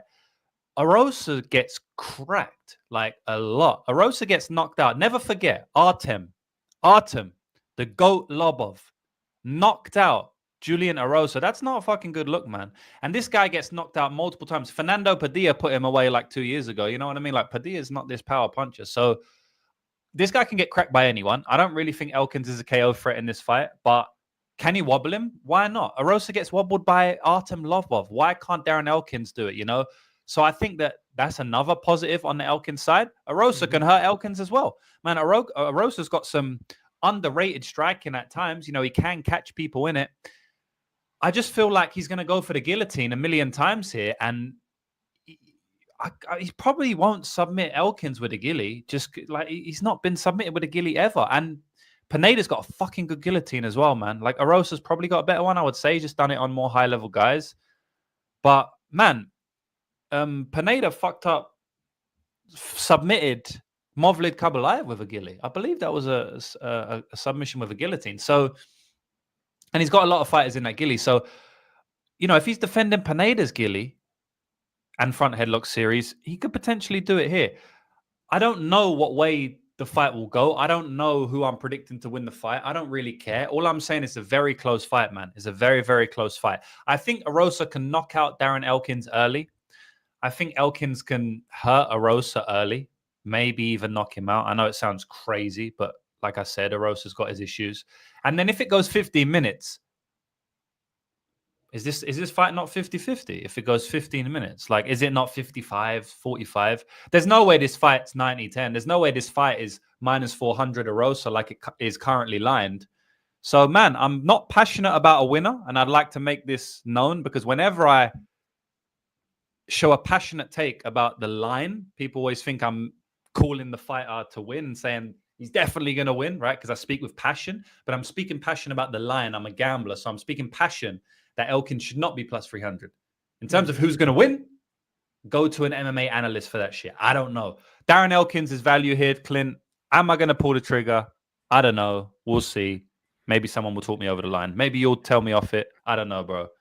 But that's the way James, I'm not talking you off it. I'd be talking you into it. We're in one last ride territory here with my man, the Damage Elkins. Like I'm with you. Like, cause this guy's proven over the course of his career that he's almost impossible to tap out. We've seen him in the deepest guillotines anybody's ever had. And like you mentioned, I think Erosa does have a better guillotine than Pineda, but we've still never seen a guillotine work on this man. So yeah, if Juicy J is going to lay on his back and try and fish for a sub, that's the worst place in the world to be against Darren Elkins, because he may not have a ton of power on the feet, but when he's pounding you through the canvas floor because you decided to lay on your back, that chin can suddenly become a problem real quick. So violence has my attention in this fight. The dog has my attention in this fight. It's dog or pass for sure for me in this one, James. I am worried because backing 40-year-old fighters, it hasn't gone particularly well. But Erosa's a 35-year-old glass cannon, so it's not like he's a 29-year-old up-and-coming, 32 in his prime title contender. Like, this is another guy who's been around the block, and he's got some wear and tear to show for it, too. So, yeah, I'm not talking you out of betting Darren Elkins. Never me. I'd only be trying to get you on it. Let's fucking go, man. One more ride. One last ride. All right, guys, here we go. Speaking of one last ride, Chase Hooper takes on Jim Miller, and we are all just going to collectively be elevated. It's going to be incredible to watch the rise of Chase Hooper as he gets the name of a legend on his record, James. It's also going to be extremely sad for us to have to watch the body of Jim Miller be carted off out of the cage at the end of this one, because it's old man Miller. He's trying to hit the UFC record. He's trying to be on all these pay-per-views, and God love the guy. He's incredible in round one, but he is 41 years old, and we've seen the cracks in his game start to show, getting the break speed off him, life-changing damage taken by Bobby King Green. The guy is a black belt. If you give him an opportunity, he will take that opportunity with the club and sub. He got Damon Jackson out of there in his last fight, which frankly was impressive. I was surprised he was able to go ahead and get that win. But Chase Hooper's the next generation, James. He's going to be twice as tall as this guy. He's going to have a massive reach advantage. Chase at 25 years old, he probably can scramble on the ground with Jim Miller. Now, that's no disrespect, because Jim is a phenomenal grappler. I would still say Jim is probably the better grappler, but father time comes for us all. And Chase is going to be able to scramble. He's got better durability. He's got better cardio. And then he's just twice the old man size. And we've seen Chase Hooper on top of people, just elbowing them into oblivion. And I think that's what's going to happen in this fight. I think Jim is going to get hit with something. These guys will end up in a scramble. Chase will roll for something weird that Jim's never seen before, end up on top, and then he's just going to get elbowed here. So Chase Hooper minus 700 or higher as the favorite. I've been doing the chase the dream thing. You guys recall I was the one who broke the bank hitting that round 3 TKO against Felipe Colares back in 2022. Damn, has it really been 3 years since I hit that? My God. We've seen a lot of Chase Hooper subs, James. We've seen a lot of submissions from Chase Hooper. I don't think that he's going to be able to submit Jim Miller, even with the age and size discrepancy. I think it's a TKO. So I'll be looking for Chase Hooper inside the distance. I'll be looking for Chase Hooper by knockout. Yeah. I feel you, bro. Like, I think this is a violent spot. I think this is probably a Chase Hooper inside the distance spot.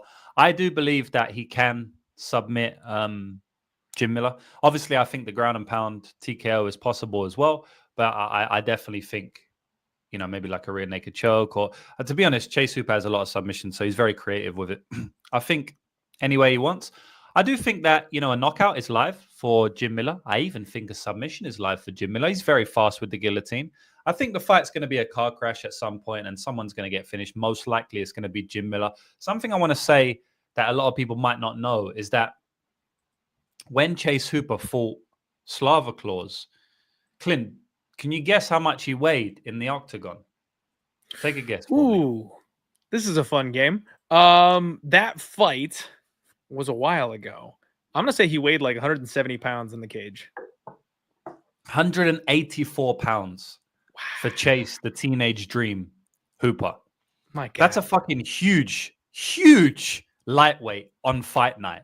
He's massive. Chase Hooper, he was, clowned for being the skinny, virgin, nerd. And I say virgin because I did a meme about him being a virgin back in the day. He retweeted it. It's all fun, all love. Shout out to Chase Hooper. I love it. But, you know, he was clowned for that back in the day. Skinny, dweeby, nerdy, right? And now the motherfucker's 184 pounds on fight night in a lightweight fight. Way bigger than 95% of lightweights. Not a lot of lightweights get up to 184 on fight night. Maybe on the off season, not on fight night, Clint. You know, that's fucking insane. Yeah, so I don't know if he's lying, but he said that in an interview with Mike Perry. So, yeah, I just wanted to mention that. I feel like a lot of people probably won't know the size of Chase Hooper now. He's a very big guy. He's grown into his weight. He's obviously moved up in weight. That was a great move for him. He's been on an absolute tear in this weight class. And I don't think Jim Miller has it in him to stop the train, the new Chase Hooper train. Because he was, you know, he had some hype before and then he kind of got brought back down to size. But now he's filled in his size. And I think he's going to finish Jim Miller this weekend. I'm glad we agree on that one, man. We can keep that one short. There's no reason to dig too far into one that we're that in lockstep on. I'm curious about this next one, though, James. I'm curious. Stroking, you know, my fuzzy beard over here. We've got Virna Jandiroba. She's taking on Xiaonan. What a fight this is. So I've got a little bit of a bone to pick here, James. I've got a little bit of a bone to pick. They are doing my girl Virna Jandiroba dirty. They're making her take the Bilal course to the title. Like somebody at the UFC is going, no. She don't get gold. We don't want gold wrapped around her waist. They're making her take out everybody. She's going to take the hard road. She's going to have to defeat every challenger in the division. She's going to have to be undeniable by the UFC before they're willing to give her her shot, because she's not pretty. She's not marketable. She's a little older. People are bitching about the grappling already. So Virna is in the worst place possible to actually get an opportunity at a title. But damn it, James, if I don't think she's going to get there anyway, she will become undeniable. She's incredibly physically strong. She's a great scrambler. She's a strong, built, physical woman, a high-level BJJ black belt, not just your run-of-the-mill BJJ black belt, but a high-level BJJ black belt. She turns these girls into pretzels, okay? And they're giving her Xiaonan. You know, Xiaonan, she's been fun in the UFC, don't get me wrong, but she's 50-50. Like, she's 3-3 in her last 6, and they're doing everything they can to get this girl to the title because they're pushing China and all that stuff. Let's not get political here, but she can't defend the takedown. She's got decent power on the feet. She struggles when it comes to the grappling. She's fought close with a couple of decent fighters, but if you get TKO'd by Carla Esparza, I'm not fucking with you. So this is a spot where, you know what, James, last time I bet Tabitha Ricci. One of the worst bets I've ever made. Okay, I'll go outright and say it. I bet Tabitha Ricci as an underdog against Xiaonan because I didn't think Yan was going to be able to defend the takedowns. Tabitha came in that fight with one of the worst game plans I've ever seen. She tried 1, maybe 2 takedowns and was like, yeah, not getting that. We're done. This is over. Backed off and decided she was just going to lose a decision after that point. Very, very disappointed. Also overestimated Tabitha Ricci.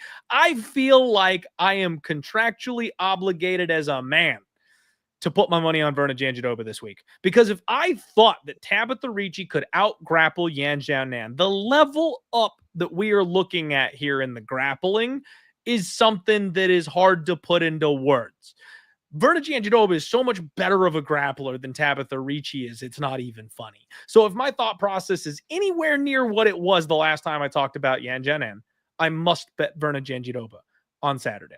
Now, the price is coming down on Virna a little bit, which is a little surprising to me. She was minus 155 a couple of days ago. I'm seeing minus 145 start to pop up. So this is one of those ones where I've just kind of sat back. I want to talk to you.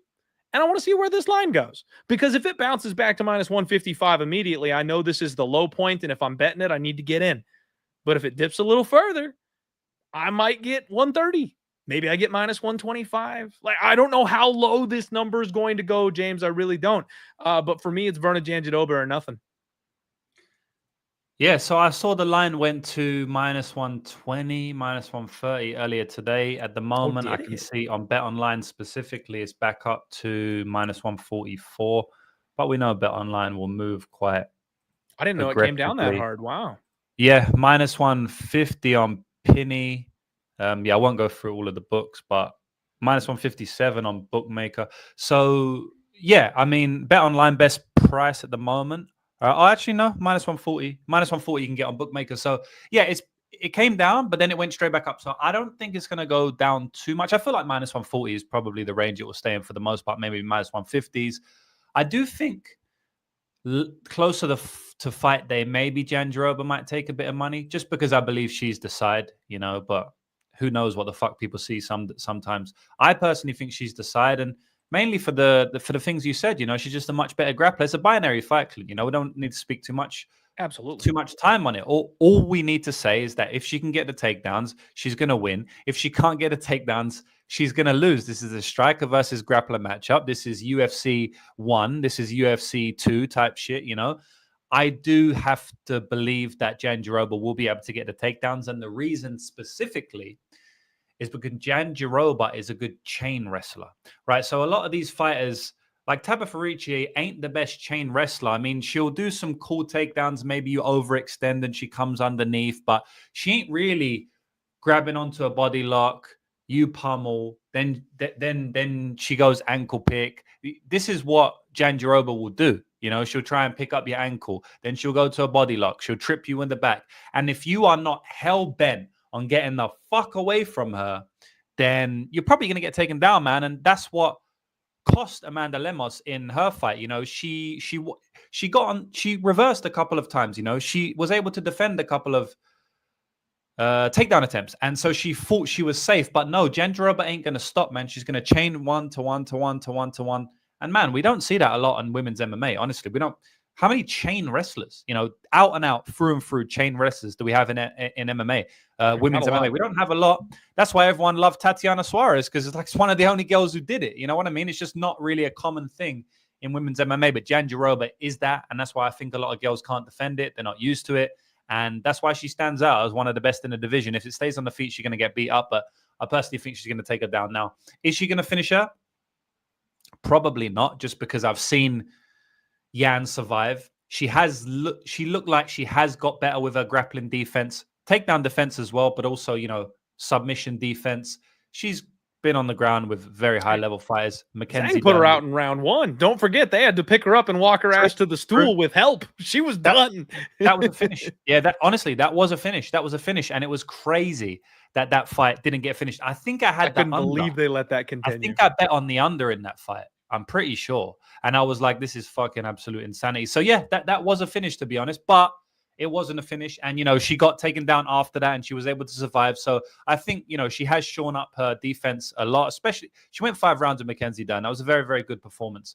Even though she got 10-8 in one of those rounds. So anyway, I think she will survive, but she definitely could submit her as well. Personally, I think Virna's the side.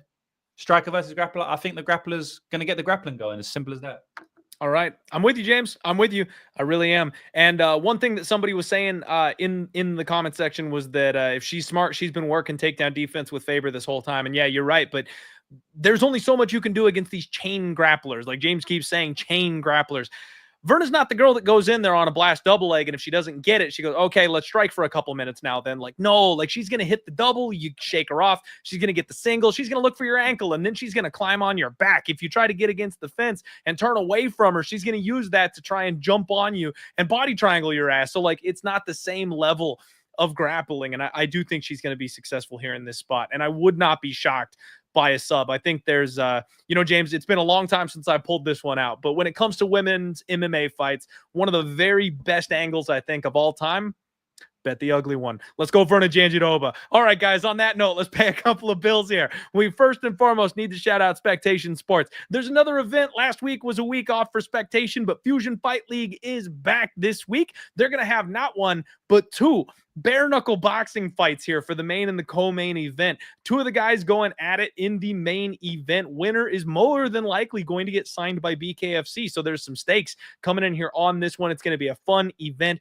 If you guys want to have more MMA action, more MMA stuff that you can gamble on, they've got a thing with BetMGM. So there's going to be lines available for most or all of their shows, depending on your region, obviously. And then we're doing research. A lot of these are feeder leagues. You're going to see fighters coming on Dana White's Contender Series, like Torres Finney, like Mitch Raposo. They come from these groups. So this is a good tool for you to have for tape study and entertainment purposes. Use promo code DieHard, get signed up. And guys, do me a favor. Give Spectation Sports a follow on social media. They're trying to get up and running over there on X, Twitter, whatever you want to call it. And then on Instagram, lots of fun fight clips and all that kind of stuff. So it's a good follow. Make sure you guys check in there and get following on that. Bet Openly. We always got to shout our boys at Bet Openly outright. Gino, Bet Openly is the tool for MMA gamblers, you guys. 1% juice. It is peer-to-peer. So another human being is accepting your bet, which means the numbers on everything are going to be better. Let's go ahead and give you an example for this week's fights. Ooh, there's a PFL card coming this week too. Did you see that? So Nora Cornolle kicking off the fight night here at UFC 314 is a minus 175 favorite. However, over on Bet Openly, you can get her at minus 160 instead. And you might say, but Clint, doesn't that mean that the underdog is going to be shorter too? Not on Bet Openly, but I'm glad you asked. You know, you're going to get Hailey Cowan at plus 145 at most books. That split, that 30-cent split is where those bookies make their money. But on Bet Openly, they charge you a 1% fee just for the transaction between you and another gambler. So you're going to get plus 160 on Hailey Cowan. The favorite line is better. The dog line is better. You do not get limited at Bet Openly because it's real fellow DGens that are filling your action. The book has no reason to think of you as a threat and shut you down. Get signed up. Use the link in the description below. Bet Openly is the way to go. And I do want to tell you guys, I'm actually going to be running a giveaway for UFC 315 over on Bet Openly.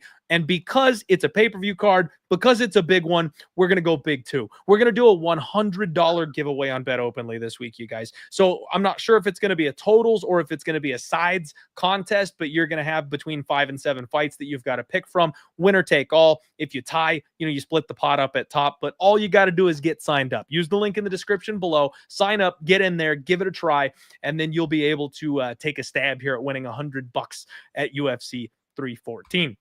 Back to the fights. I'm joined by my man, Lucrative MMA, James himself, and I'm all fuzzy for some reason. My camera freaked the fuck out. But we're breaking down these fights for you guys here, UFC 314 from a betting perspective. Do me a favor, support James. He's one of the good guys in the game, one of the sharpest bettors in the game, and one of the most high-volume gamblers I've ever seen in my life, able to do it profitably. I aspire to be like him one day. Shout out to my guy Kong Clips in the chat. What's going up, Kong? Thank you very much for the $10 donation, my friend. You are an absolute godsend.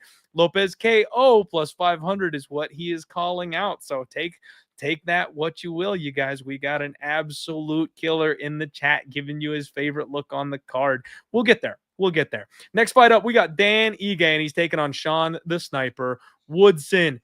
James, Sean Woodson is one of these guys that has taken so much of my money from me. Just so much of my money from me. I don't believe in Sean Woodson. He's huge. I don't know how he makes this weight class, but it's not a good huge. It's not like a Chase Hooper huge where you're like, my God, like look how big and strong he looks in there with it. No, he's tall and he looks like he's on death's door every single time he makes weight. Like he's so skinny. He looks fragile. Man, I tweeted out the picture of his fight when he fought Luis Saldana to a split decision. This man got taken out by a jab, James. I mean, just out cold on his back, done and over.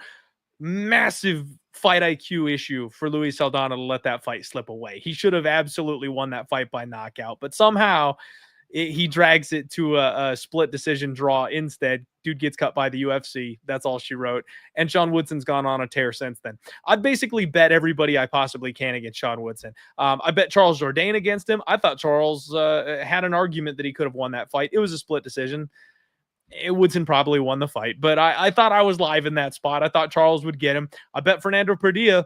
I bet Fernando Padilla huge in that last fight. That was a big L for me on that one. I was not expecting him to get toasted the way that he did. So I've got to give Sean Woodson his flowers, man. It seems like Sean Woodson is actually improving in some of the areas I thought you could take advantage of. He's not necessarily as weak to anymore. His takedown defense is very much improved. He's got these big, thick, tree trunk looking thighs. That is the one area where he is kind of filled out looking, and he knows what he's doing to stay on the feet. So the grappling isn't as much of an angle. He keeps you at range pretty well. His hands are fast. He's got good boxing. I got to kind of tip my cap. Like maybe I was just wrong about Sean Woodson. Dan Ige, he's one of these guys that'll just take anybody, anytime, anywhere, any weight, right? We all remember how epic it was when he got the call to fight Diego Lopes on 24 hours. I mean, literally 24 hours notice. This man stepped into the cage and took a fight because he was hanging around in Vegas at the right time to save UFC 308. Who doesn't love Dan Ige? He's been fighting the best of the best, James. He's been fighting absolutely everybody. He drops everybody. This guy's got nuclear power in his hands, but for some reason just can't get over the hump. I can't quite figure it out what it is with Danny Ige, because he's got cardio, he can wrestle, He's got power. He can box. This guy can strike. He's really good. He's really durable. He's really tough. What's missing? I don't understand what's missing from Dan Ige. The losses, Lerone Murphy, Diego Lopes, Bryce Mitchell, Movsar Evloev, Josh Emmett, Chan Sung Jung. Like, if Calvin Kattar, if you're in the contender circle, you get past Dan Ige. He is maybe the most solid test we've ever seen in the UFC. Like, he's got this gatekeeper thing on lock. If you can get past Dan Ige, you're going places. But if he gets a step down in competition, he nukes these guys.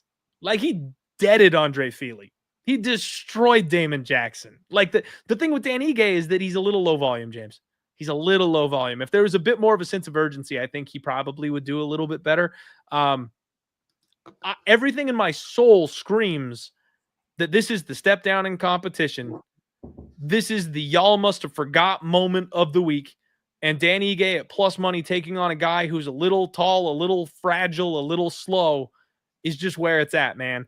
Dan Ige plus 140 now. He was plus 130 just yesterday when I looked at the lines. Sean Woodson minus 170. If this fight goes a full 15 minutes, like, it's probably a Sean Woodson fight because he just knows how to chip away at people and keep the distance and make them fight his fight.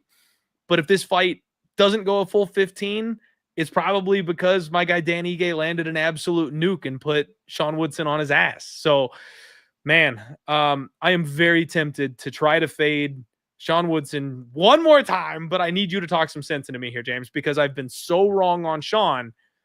I know if I flip on them, Ige wins by round 1 KO. If I say, okay, fine, I believe you, Sean Woodson, you're legit, and I lay it with Sean Woodson, he's dead. He's a dead man walking. So it's Ige or pass. I either keep the same strategy or it's hands off, right? What's it going to be, James? What do you like here? So I'm not the best reader of Sean Woodson fights either. So I'm probably not the best person to speak to. I was also on Padilla, plus 140 against Sean Woodson. He got smashed. Round 1 KO, something I didn't have on my bingo card. I was with you that night crying. So that was a terrible look. I did bet him against Charles Jourdain, plus 160. So that was all right. The only other time I've bet on his fights is when I bet Yusuf Zalal against him at plus 180. Which is kind of crazy. You know, he lost the fight, Yusuf Zalal. So I lost my bet and I was thinking, damn, you know, plus 180. I don't know if it had value or not. Now, if they fight now, you know, Zalal's minus 300. So it's just interesting how market dynamics change and, you know, how fighters improve and stuff like that. That's why we can never completely rely on past performances, especially if they're old. So in this one, I have actually made some money on Woodson in props and stuff like that, but those were the money line picks. So in this one, I'm tempted on Ige as well, man. I really am. I can actually get, believe it or not, plus 155 off screen. Ooh. And man, that's fucking tempting me because I think the best market price, as far as I can see on any, you know, decent books, are like plus 144. So yeah, plus 155 is definitely tempting me, Clint. I mean, I'm almost there. I almost clicked it this morning. I almost bet it this morning, but it's like, it's hard to trust someone like Dan Ige because he I don't think he's a good minute winner. You know, he's not a good minute winner, and he really relies on big moments and knockouts.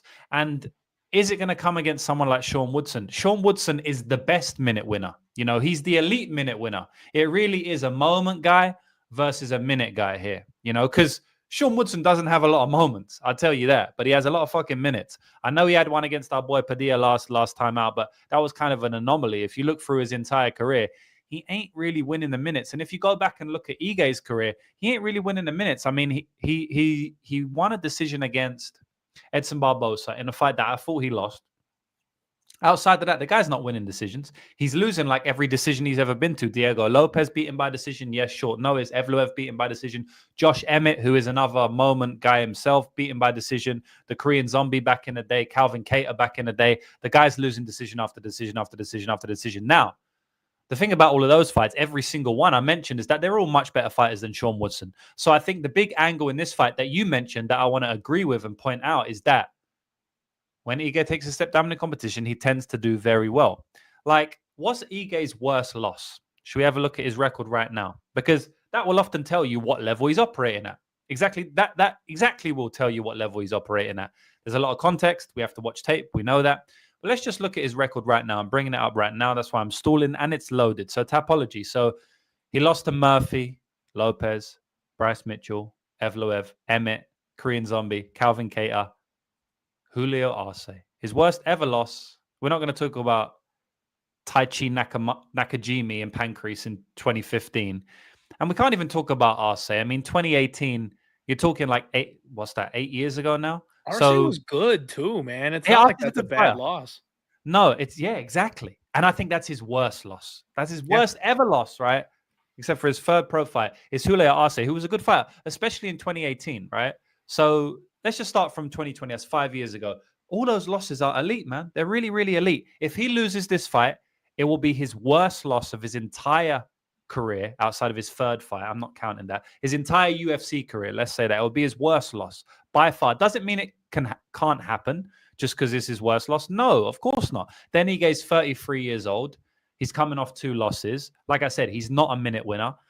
But fuck it, man. I'm calling Ige here. I'm calling Ige outright. I'm saying Ige is the favorite. He should be the favorite. Probably very, very likely I'm going to bet on Dan Ige here. And yeah, that's it, man. I think he's going to catch him with some big shots. I think the Sean Woodson is going to look like a favorite for most of the fight until he's not. I really think the knockout blow, or at least the big damaging blow, will come. I've seen Woodson cracked a couple of times, but he ain't fought someone like this. He has not fought someone that can crack him like this. Saldana hit him, beautiful check left hook, and he was almost out from that shot. Yep. And then he was almost out from the jab, and then he was almost out from the illegal knee. If that wasn't an illegal knee, probably would have finished him at some point. And man, let me tell you something now. Saldana let him off the hook because not only did he illegal knee him, but after he was hurt, he was just pointing at him, laughing, smiling. Nate Diaz. And it's like, man, fucking go and attack the guy. The guy's like on death's door, you know. The Ige will not do that. If Ige gets you hurt, by the way, if Ige punches you, you probably ain't getting back up, right? But if you do, Ige is unloading. We saw what he did against Lerone Murphy. Like, he did not want to let Lerone Murphy off the hook. He threw there's no showboating. No showboating with Ige. He doesn't need to. He wants the 50K. It's in his name. He don't want to mess around, you know. He wants to get the knockout. So I do think that, you know, if he does get clipped once, he could just go night-night. He might not be able to survive getting hurt even once. So yeah, I mean, it's not, and again, passionate take. I want to caution to the viewers like I always do, because I have to be responsible. I'm speaking to thousands of people here. We're going to get thousands of views, right? So I'm speaking to thousands of people. So I'm not saying this is the bet of the century. I'm speaking passionate because I'm kind of passionate that he shouldn't be the underdog. It's going to be the worst loss of his career if he is. And Sean Woodson has lost to worse guys than Ige before. And he'll probably lose to worse guys than Ige in the future. And I think he's going to lose to Ige this weekend. So plus 155, I'm clicking it. Plus 140 is a good whatever. Let's ride, Clint. I'm sorry if it loses because I know maybe I talked you into it now, but fuck it, man. This is gambling. We got here we are talking each other into dogs on the show, James. It was Ige or pass for me, man. But you said everything I needed to hear. Like, I think Dan Ige should have been the favorite in this spot too. I really do. So I'm with you, and we're gonna have to go ahead and hit that button as soon as the show's over. We'll jump in feet first on Danny Ige. Shout out to the chat. We got another donation. Thank you very much, Chalky Bets. Appreciate you for the dono. James, early thoughts on Gary Prates? Wow. Off the top of the head, no tape study, no prep. What do you make of that fight, man? Such a good fight, man. Real good fight. I've been a Gary supporter since he first came into the organization. I ain't talking about the outside of the octagon stuff. I'm talking about the inside of the octagon stuff. I believe in his skill set. I bet him against Shavkat Rakhmonov. That shows you what I think of him. I think Gary will win the fight. I think Gary has the striking style to stay safe on the feet. And I also believe that he has all of the grappling upside here. You know, Carlos is a Muay Thai fighter at the end of the day. And yeah, this is off the top of my head. It's a very tough fight. I've already thought of this as soon as I saw it announced. And I'm like, fuck, man, I don't know what's going to happen. But I'd like to see the line. I'd probably bet on the underdog. But Prates most likely needs a KO in that spot. But man, he needs a KO in every single fight he's ever been in. And he's got one in every single fight he's ever been. But I don't think Carlos Prates is on the same level as some of these other fighting nerds guys. For example, Gene Silva, Kai Bahayo. I don't think he's on that level. I think he's one of the worst ones, even though he's very good. I think Ian Gary will win the fight.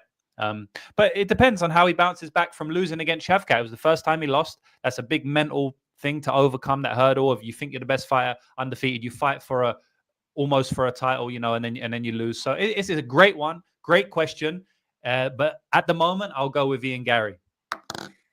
Yeah, man. What about you? I'm kind of with you on that one. Carlos Prates is he's another Sean Woodson type of guy for me, right? Like you said, he needs the power shot and then he just gets it. I bet Tresean Gore against the guy. I thought, Trevin Giles. I bet Trevin Giles against him, thinking, and you know what? Giles was up. Giles was flowing on the guy going into round 2 until he got caught. So, yeah, man, I think the grappling upside and the defensive striking from a guy like Ian Gary is going to cause some problems. We'll see. Thank you so much again, Chalky Bets, for the dono, and thank you for the question. Appreciate you being here live on the show. And I love this comment from Meatball. 50K in a body bag. Let's fucking go. Danny Gay season, baby. Next up, we have got Nikita Krylov taking on Dom the Devastator Reyes. Whoo, baby. James, I am so excited to talk to you about this fight. So Nikita Krylov and we've got a long, long history together of me talking shit.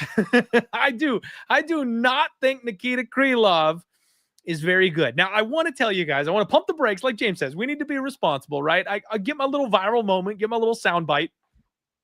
But in reality, I tip my cap to Nikita Krylov. He's a very, very skilled fighter. He's very good, James.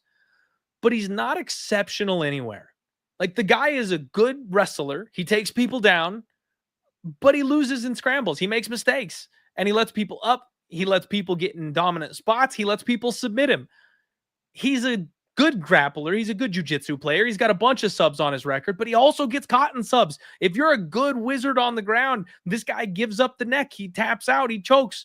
He's a decent striker, but he leaves himself wide open defensively. He's a crazy man on the feet. He doesn't really know what he's doing striking. He throws everything out there. If he clips you and connects, the guy is big. He's physical. He hits hard, but the best knockout on his entire record is Gus. And let's be real, it was the shell of Alexander Gustafsson that he knocked out. It was not prime Gus that he knocked out. So I just think that Nikita Krylov is meh. He's mid. That's all I got for you, man. You see, every single time this guy takes a step up in competition, he loses. He's Dan Ige of the 205-pound weight class, right? If he gets a step down in competition, he's handling business. But as soon as he gets in that contender circle, he chokes. He's taking on Dom Reyes, a man who's trying to revive his MMA career, a man who touched UFC gold. James, I ran back the tape. I haven't watched Jones versus Reyes since I was prepping for the Jan Blachowicz fight. I still really believe that Dom Reyes won the first 3 rounds of that fight. Like, in my opinion, rounds 4 and 5 don't fucking matter.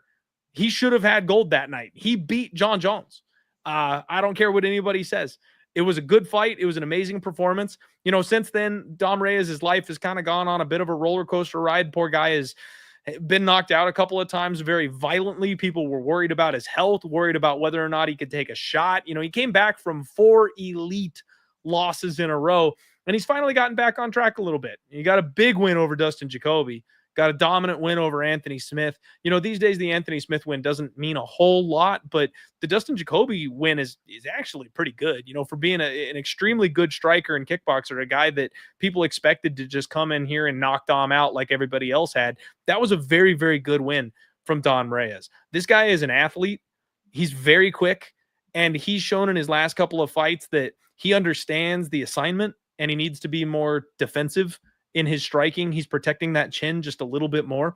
He's got quick hands. He's got very natural power. And the reason I went back to look at that John Jones fight, James, is because not many people who grapple offensively have fought against Dom Reyes. He is sporting a very impressive, I believe, 86% takedown defense rating. And then I looked at his resume and I'm like, man, no one's shooting takedowns on this guy. Like, I don't know if that's a real 80% takedown defense rating or if that's an imaginary 80% takedown defense. You go watch the John Jones fight. I mean, John got this guy down once, I think in the 4th round. His butt hits the floor and he's immediately on a hip, James. He's immediately on the cage. He's immediately back up to his feet, striking distance. Jon Jones had 1 minute of control time in a 25-minute fight against this guy. Now, you can tell me Jon Jones did a ton of blow and came into that fight coked up, and he didn't really train for him and didn't care. That's fine. But it's still Jon Jones. Like, this guy fought off multiple takedowns from Jon Bones Jones and held him to a minute of control time in a 25-minute title fight. I'll take coked up Jon Jones wrestling over to Nikita Krylov's wrestling any day.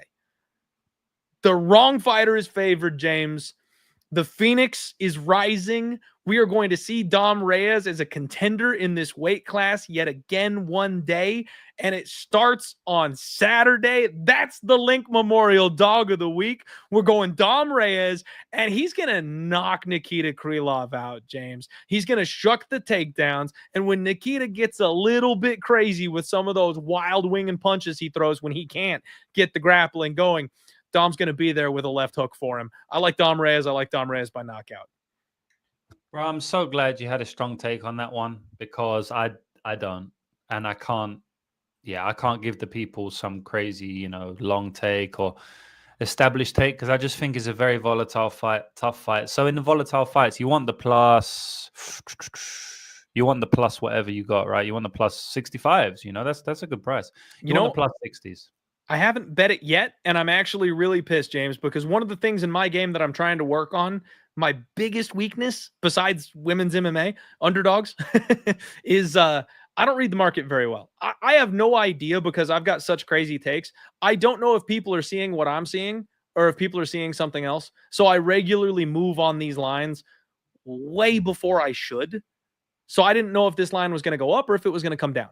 And I'm seeing plus 150s pop up. Dom Reyes was plus 165 earlier. So I'm going to need to move, because it looks like the money is coming in on the Dom Reyes side, and I thought it was going to go the other way. Yeah. Yeah, fair enough. 65 still on Bet Online, I can see. So if you got Bet Online, you can get that. But I think Dominick Reyes is the side, so I wish you luck on that one. I don't know how the fight will go, man. Dominick Reyes, obviously, he's been chinned a couple of times now, and Krylov is very dangerous. He'll swing very hard on the feet, kind of reckless almost on the feet, and extremely reckless.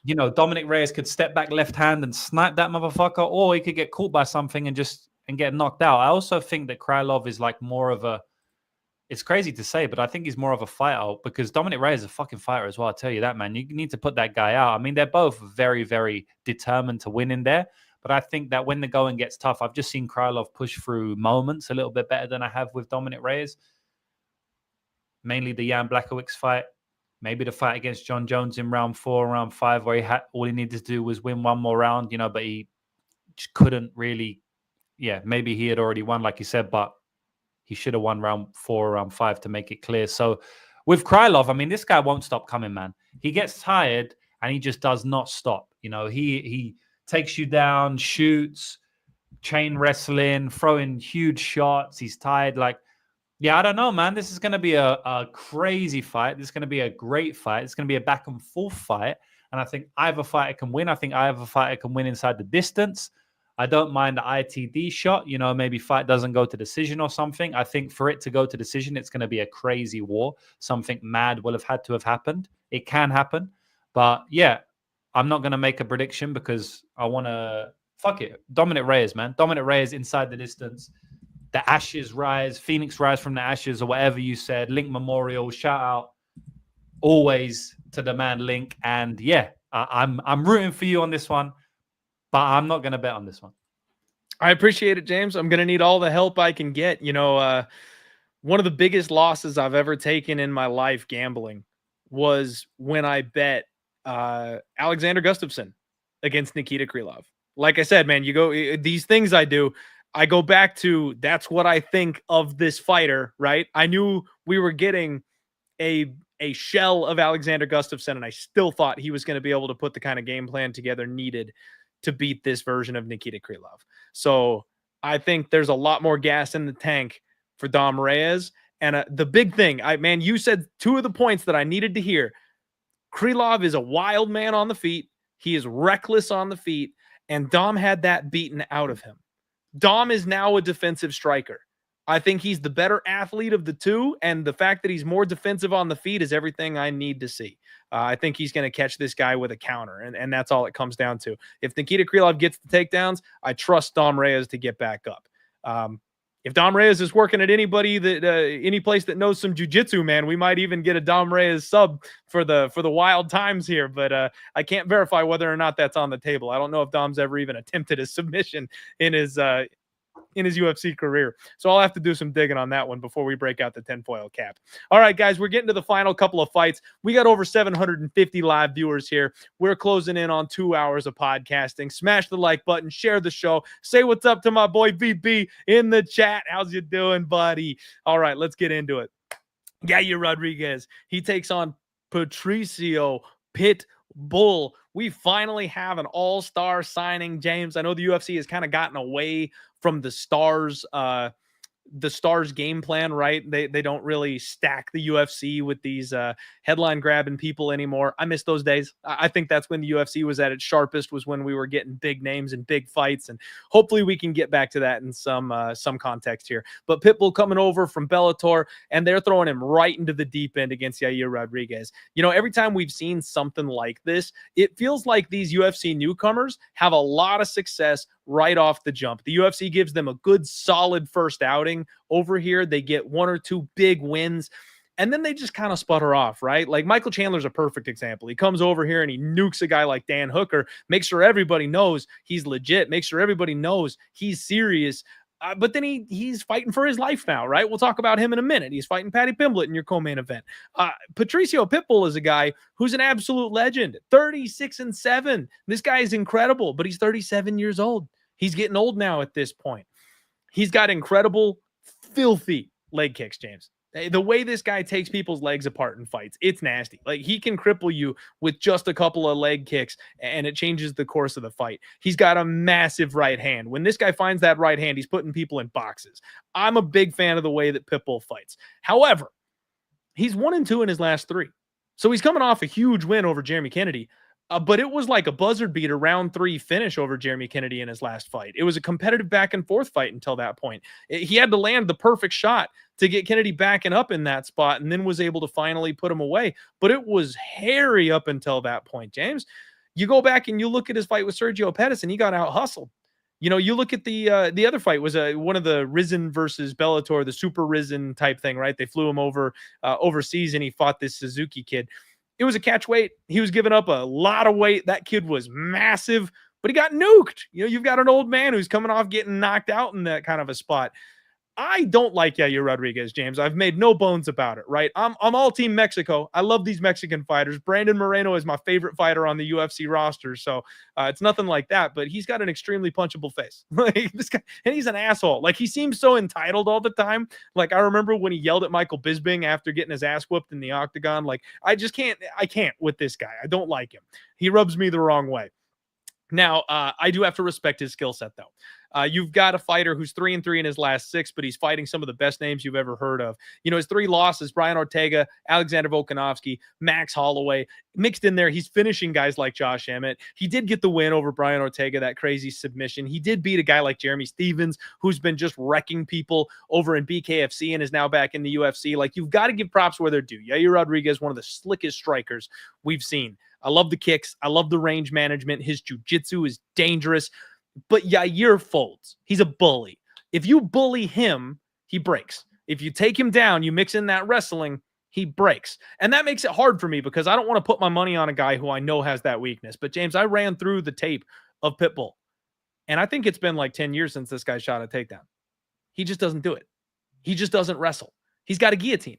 He hurts people and they shoot on him and he jumps ghillie. Like, that is how Pitbull grapples. He doesn't offensively grapple. He doesn't push a pace. He doesn't go hard on the front foot. Like, that's just not his game.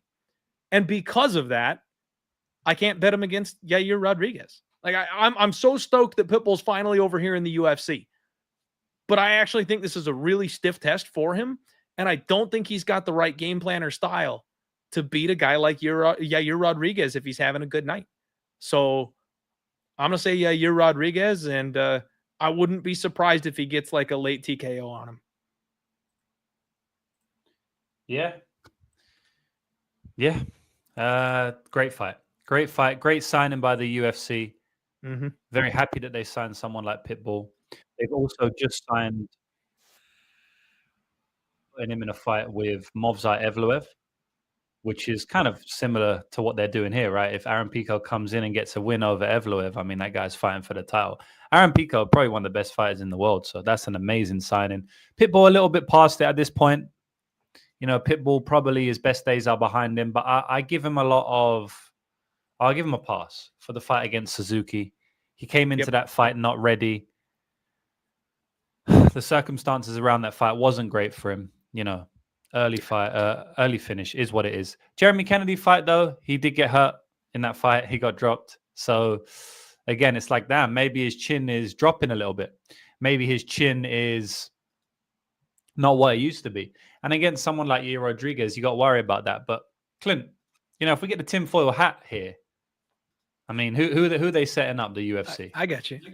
Like, you know what I mean? Like, if we take that hat out, we know who they're trying to set up. Now, it doesn't always mean everything, but if it's in line with your prediction, then it can mean something else. It gives you an extra boost. It's like, okay, the UFC... It just makes you feel better. Yeah. The matchmakers are seeing what I see. And I do think that they're setting him up for a win here. So they're giving him someone who they believe he can beat. And I believe he can beat him as well. This guy is a veteran of the sport. He's seen every style, man. He's seen every style there is to see. I know Yair Rodriguez got that crazy style, but Sergio Pettis kind of got a crazy style as well, you know. Like, maybe not as crazy. I mean, it's very hard to find that. But AJ McKee, crazy style. Adam Borix, very interesting style. I mean, this guy has fought the who's who of the... You know, outside of the UFC, the guy's fought the who's who, right? He's fought almost everybody. He's got a win over AJ McKee, decent win. He's got wins over good fighters. You know, he's got wins over fighters like Juan Archuleta. He's a good fighter outside of the UFC. Like I said, Adam Borix earlier. Jeremy Kennedy is also good. I just feel like this is a spot in which he can come in and use his veteran savvy to beat someone like Yair Rodriguez, who is a little bit vulnerable to me. I feel like Yair is a little bit vulnerable on the ground. I think he's been taken down and melted on the ground multiple times. I mean, Brian Ortega injured himself very badly before the fight when they fought, right? Before the fight. During the announcements, when Bruce Buffer was announcing him, he injured himself. Yes, he did. And he got hurt badly in round one. It's not a good look that he lost that fight after Brian was badly injured during the announcement. And then also he 10-8'd him in round one. You know, Yair smashed him in round one. And then he still came back to lose the fight. He's not good in 5-rounders. He melts as the fight goes on. If anyone gets grappling success on him, he doesn't look good. He didn't look good against Max Holloway, a pure striker in the grappling. He obviously didn't look good against Brian Ortega. He didn't look good against Alexander Volkanovski, all in the grappling. I remember back in the day, Chad Mendes fucked him up in the grappling. He hasn't got that much better. Yes, he's got a little bit of a triangle off his back, Josh Emmett style. He's got some little tricks off his back. Yes, he does. But I think Patricio Pitbull is a higher level grappler than him when we speak about top time, when we speak about submissions. He's got some tricky submissions, man. And I wouldn't be surprised if we see another submission here.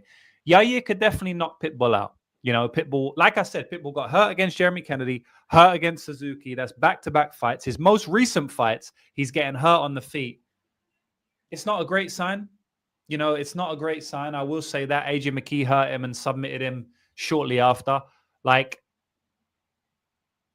maybe he comes in here and gets hurt again in his third fight in a row. Very possible. I think someone's getting a finish in this fight. I think the fight should be around the pick'em based on the stylistics, based on Pitbull hitting very hard, having enough veteran savvy to not just go into a firefight with someone like Yair Rodriguez. Like, he's going to fight smart here. He's going to fight very smart. I believe he's got a cardio advantage. I believe he's got a grappling advantage. He has an experience advantage. And fuck, man, he probably he does. He hits harder as well. So he has a power advantage on the feet. I'm talking about the boxing, of course, right? Yes, he is going to kick harder than him. So there's a lot going on the favor for Pitbull, and he's plus 180. So, yeah, man. I mean, this isn't as strong a take as I had for some of the other fights, but I do think that the fight is very, very even. So, yeah, man, I'm going to pick Pitbull here. Maybe he comes in and he just gets hurt and knocked out for his third fight in a row. It's hurt for his third fight in a row, but fuck it. Pitbull, we're riding it. Let's see. Okay. Hey, I understand the angle, and James, I wanted to be there with you. I really did. I wanted to. I want to bet against Yair Rodriguez. I can't, man. I personally, I think if God created a fighter to beat Yair Rodriguez, it would be Brian Ortega. Like that's the worst case scenario matchup for this man. A guy who refuses to fuck off, a guy who refuses to die, and then a guy who's going to make you wrestle, and a guy who's going to make you fight for your life on the ground. That is the worst possible fight for Yair Rodriguez. I know there was that freak injury situation. I think that Brian Ortega beats Yair Rodriguez 98 times out of 100, James. Like I think it's that clean of a matchup for him. This is not that, though, and that's my whole thing, is that I can see Patricio playing this fight on the feet and maybe making it close and competing. But if he doesn't push that grappling, I don't think Yair is going to feel uncomfortable. I don't think Yair is going to panic. And I just don't know if he's ever going to put himself in a spot where, he's uncomfortable to the point that he'll quit the way we've seen him do it in the past. So opposite sides here on this one. I'm not ready to lay it. We'll see where this number goes. And the only other thing is, man, you told me to break out the 10 foil cap. I actually don't think the UFC cares who wins this fight, because Pitbull's 37. Like they're fighting for their lives right now with Michael Chandler, trying to keep this guy relevant. Like they're already selling on him. So if this guy comes over and gets Yair Rodriguez on track, a guy who's got a nation behind him, they're still trying to push Mexico. They gave this guy his own special custom-made belt when he challenged for the title. Like I don't think they'd mind whatsoever if Yair Rodriguez got Patricio Pitbull KO on his record while he's still in his prime and had an opportunity to make another push for the title. So this is one of those rare instances where I think the UFC just goes, you guys figure it out. Like we'll push whoever gets the win. Fair enough. Definitely disagree, but fair enough. Yeah. Yeah. All right. Well, I love the disagreement, man. It's never fun when we agree 24/7. Let's get on to this next one here. Thug Nasty returns, taking on Gene Silva. And I know we had the factory reset button hit on Bryce Mitchell not too long ago, James. I know they threw him in there with Josh Emmett, and we had one of the most viral KOs you've ever seen, and the man started spouting nonsense immediately after. Does he get fixed? Like, if Gene Silva flattens him and unplugs his brain and plugs it back in, does it fix Bryce Mitchell? Does he go back to being like a kind and sensible, normal human being? Is that how this game works? Man, I'm going to keep this one brief. I like Gene Silva in this spot. I know there's some questionable tape out there on Gene Silva. I know he's been taken down, and a guy like Charles Jourdain was able to wrestle him and get on top of him. And I know Bryce Mitchell keeps a pace, and I know Bryce Mitchell comes after him, and he's going to look for the takedowns. But man, I'm going to go down in flames the way I did with Anderson Brito. I said eventually Brito is going to do enough to get on the feet. Eventually Brito is going to make the right decision, and he's going to punch Pat Sabatini in the face. It didn't happen. I'm saying it happens here. I'm saying Gene Silva eventually will punch Bryce Mitchell in the face. He's training at the Fighting Nerds. He is not going to jump for a guillotine on Bryce Mitchell 50 times. They will have this man prepped and ready to go. So all the people looking at him getting taken down and just clicking the button and being like, oh, of course, Bryce is a way better wrestler. He's, of course, going to take him down. Like, are you sure? The Fighting Nerds are going to look at that tape too. The Fighting Nerds are going to have Gene Silva drilling get-ups and keeping space. Like, I think he's going to be prepped and ready to go. I'm sorry. I'm not getting off this hype train. It's Gene Silva for me. Fair enough, man. And that's a nice, concise breakdown. I'll be kind of concise as well. I understand why people playing Bryce Mitchell here. Obviously, Gene Silva's takedown defense, from what we've seen, mainly against Charles Jourdain, wasn't the best ever. He got taken down a couple of times.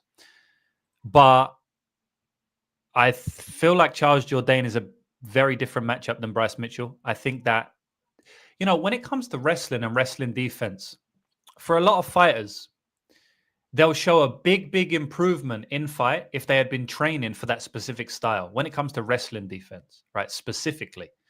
Striking too, you want to be striking a lot against someone who can replicate the fighter that you're fighting.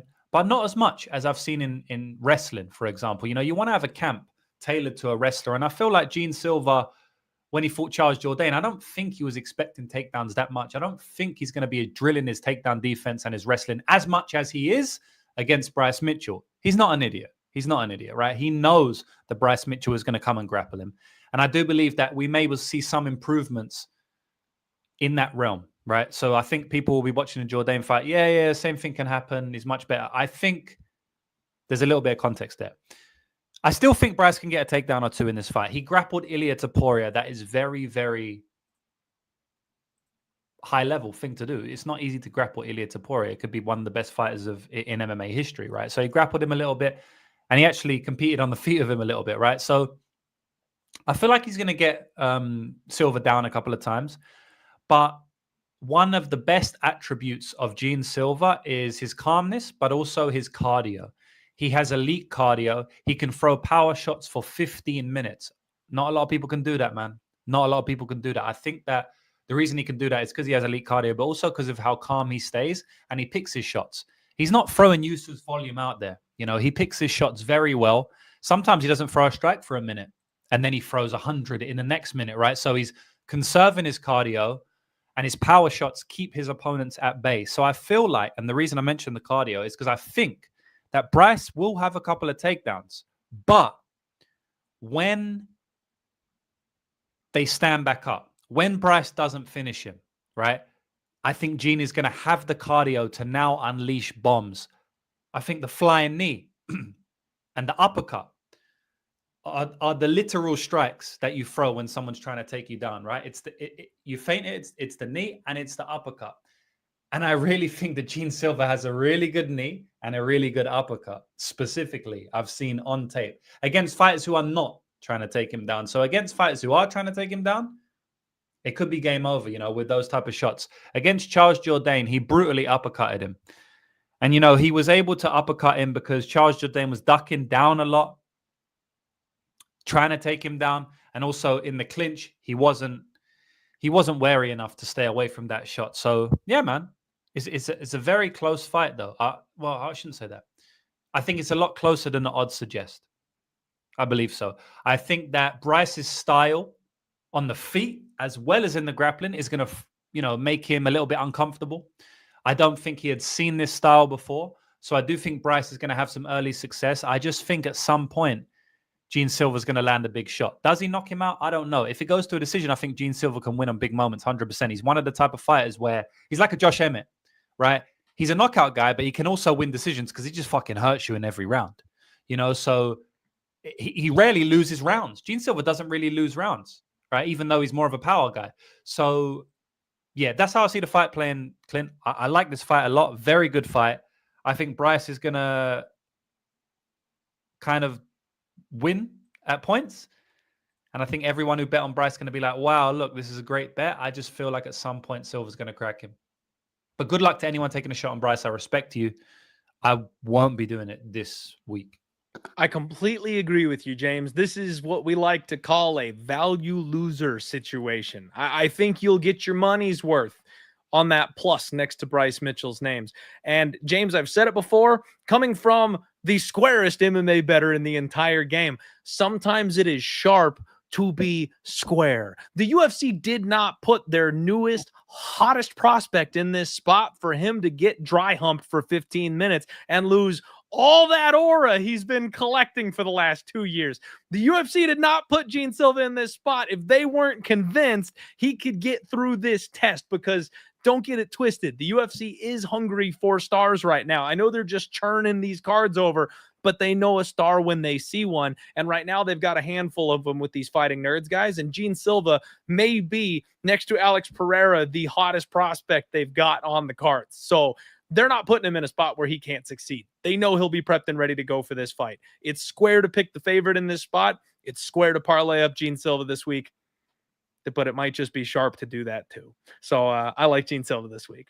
Next fight up, you guys, co-main event. We've got Michael Chandler taking on Paddy the Baddy. And I am frozen on this fight, James. I am absolutely frozen. Earlier in the show, you guys, I talked to you about a little futures play I made at the beginning of the year. If you guys haven't seen my futures show, it's right here on the YouTube channel. Check it out. The predictions are going to be fun to come back to a couple of months in. But one of the futures, James, I did pull the trigger on was I made a very small, very degenerate bet on Paddy the Baddy to be UFC champion by the end of 2025.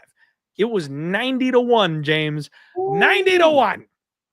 And I think my best path to victory for that is for Islam to vacate and try to move up to 170 pounds, because there's a storyline with Ilia Topuria and Paddy Pimblett. If they can make that fight happen at the end of the year this year, they will absolutely make that fight happen at the end of the year. And if you give me a 90-1 spot that I can hedge out of and lock up a nice, fat, juicy middle at the end of the year, oh, baby, count me in. That is exactly what I am hoping for. So we are hoping that we can get by this week. I am all team Paddy this week, man, but I have no reason to bet this money line right now the way things stand, because Paddy the Baddy is a minus 155 favorite over Michael Chandler. Now, I want to make you the argument, James, that Michael Chandler is old. I want to make you the argument that Michael Chandler is over the hill, that he's not what he used to be. He's a wild man that doesn't know how to pace or control himself in a fight. We've seen that time and time again. It's been proven. It doesn't matter what he does, how much he talks about playing it smart. He can't help himself. As soon as the cage door closes, he gets in there and he wants to taste blood. Now, Paddy the Baddy, we're not quite sure what to make of him. We saw him lose to Jared Gordon, and they paid off the judge and robbed that man blind to go ahead and keep the win streak going. We saw Bobby Green dive face first into a takedown, which was very uncharacteristic. And then Paddy wrapped up a triangle and tapped him out. Paddy is deadly on the mat, James. He really is dangerous on the mat. And his striking has come a long, long way. But there were moments when Tony Ferguson had this guy backing up. There were moments when Tony Ferguson had Paddy questioning whether or not he wanted to be in that cage. He was getting popped and beaten by a guy that is 52 in fight years. And that's not a good look when you're going in against a meatball like Michael Chandler, who can knock out a bull with a right hand. This man doesn't stop coming forward. He doesn't stop swinging. But I do think that the UFC played chess in this spot, and they made sure Paddy had the game plan, because they ran that fight back with Charles Oliveira. And what we saw was that if you stay long and you stay patient, and then you hit a takedown and a body triangle, you can control a guy like Michael Chandler for 15 minutes. And you don't necessarily have to go out there and get a finish. I know Paddy's talking about not getting paid by the hour. Paddy's talking a good game about coming out and banging this thing out and getting a finish and putting this man in a box. And he's saying all the right things. I think Paddy the Baddy's actually going to fight to a decision in this fight, James. If he doesn't catch an early sub in this fight, I think he's going to have to latch onto a body triangle. I think he's going to have to make Michael Chandler carry his weight. I think he's going to have to survive a couple sketchy moments and might even play some jiu-jitsu off of his back. At the end of the day, I do think that Paddy gets his hand raised, but outside of a round one finish, I think that minus 155 price tag might look bad. Like, I'm not sure it's going to look like he's a favorite in this fight for large portions of it. I want to see what is the decision prop out right now on Paddy the Baddy, because I actually think there's a chance that he just should be huge. That's what I'm saying. I think there's a chance he just keeps doing what he does. And the last couple of fights, he gets these decisions, and I just don't know that Michael Chandler is going to leave his neck out there the way that Bobby Green did. Let me see if I can find this here. We've got a Paddy by decision plus 800, James. 8-1. You know this one? Oh, it's a 25-minute fight. Rounds. Shit. Yeah. Okay. That ruins everything, James. That absolutely kills my argument for a Paddy the Baddy by decision. I forgot that this is a 25-minute co-main event. Well, damn it. Okay. Okay. Then I guess we're going back to Paddy by sub the way it always was, as God intended, right? What do you make of this fight, James? Talk to me here. So why don't you do Paddy in 4-5 and decision? Or do you think now, because this is a good argument as well, and, for any other aspiring MMA bettors or MMA bettors, now you know it's 5 rounds, do you think the entire dynamic of the fight changes? And now it might finish in round 1 or round 2. How do you see the fight playing out? You know, it really depends, because what we see with these young fighters when they do get a step up in competition, they get that taste of that 5, right? They do eventually have to show that they can go 5 rounds. They eventually have to show that they are championship caliber fighters. So, I mean, look at what happened in Lerone Murphy versus Emmett just a couple of nights ago, right? We looked at Lerone Murphy getting exhausted in round 3, James. He was completely exhausted against Danny Gay in round 3. Comes out against Josh Emmett, completely different game plan. 25-minute fight, 25-minute game plan. And he went a full 25 minutes on his bike. It wasn't entertaining. It wasn't fun, but he did what he had to do. He got the fight done. He got the job done. He got his hand raised. So there actually probably is a chance that Paddy comes out here fully intending on putting together a 25-minute performance, proving he can be a 25-minute fighter and winning this fight by decision, by sticking and moving and by relying on that control grappling. And it's definitely possible that he still does exactly what I said and wins a decision in this spot. So it'll all come down to kind of how he reacts to that first punch. If he gets clocked once by Michael Chandler and it's go time, yeah, this fight will be over in 7 minutes. But if he is coming out with the idea of stick and move, keep the space, keep the distance, stay away from this little monster, and wrap my legs around that HGH gut of his, then yeah, we could probably still get to the later rounds. Yeah, it's interesting because I honestly feel like if you thought Paddy decision in round 3 was live, then like if it's going 15 minutes, it's probably going 25 this fight, right? The only difference is the dynamic in the 3-round fight might be different than the dynamic in the 5-round fight in terms of game plans, in terms of the pace of the fight. And it doesn't always go like, oh, it's 5-round fight, so it's going to be slower paced. Sometimes game plans change and stuff. Paddy's like, all right, it's 5. Chandler's like, fuck it. It's 5 rounds. I just want to get him out early because I don't want to go 5 rounds, right? It's not always, I want to conserve my gas tank. Sometimes like, I don't want to go in 20, 25 minutes with this guy because I'm not really confident in my gas tank. So I'm actually going to go heavier pace in 5-round fight than I would in a 3-round fight. So you never really know what type of game plan people are thinking of. It's not always the obvious one. Like, oh yeah, 5 rounds, it means they're going to go slower pace. I hate guessing fighter game plans, man. That's the worst. Hardest thing to do in the game, man. Barbosa, played her to win. I played under 2.5 rounds last week, and I also added some round 1. Round 1 went up to a mad price on one of my off-screen books before the fight. So I added someone like plus 330 or something like that. And man, for the whole 4 minutes, she's just striking. And I'm like, man, take her down. And it's an instant submission, which happened. But yeah, you just never know what, these fighters are game planning. She did say she wanted to strike, but a million times fighters say they want to strike and they go out and grapple. So it's very, very hard. But yeah, just going back to this fight, I think that the side is probably Paddy Pimblett. I think it's a close one though, Clint. It's very tough for me to gauge the level of Michael Chandler because in his last fight, I don't think he looked good, eh? Like that was a bad fight. I think he poking and cage grabbing. Yeah, it's funny at the 5th round is like cheering like he won. When he picked Oliveira up, that was like amazing after he just got beat for like 5 rounds. But I think that was a very bad performance, and I don't know whether he's just like way more washed than I thought. But he also got injured in that fight, right? He had a leg injury, a knee injury, so. Maybe we have to add that in as well. I think early in round 1, he's always going to have a chance of knocking out Pimblett. If he doesn't knock him out, I feel like Paddy's probably got the better cardio in terms of... Yeah, I think he's got the better cardio. I think Pimblett has the better cardio, and I think he has the better durability. And cardio and durability can win you a fight. He's also the better grappler, but the thing is, I don't think he's going to be able to take Chandler down, man. Chandler is an absolute beast, a weapon, right? So it's going to be very tough to take him down. Can he grab him? Can he body lock him, like you said, push him up against the cage, make it ugly? Chandler has a couple of bursts, and then he's done. I'm going to go with Paddy Pimblett here. I don't know how he gets it done.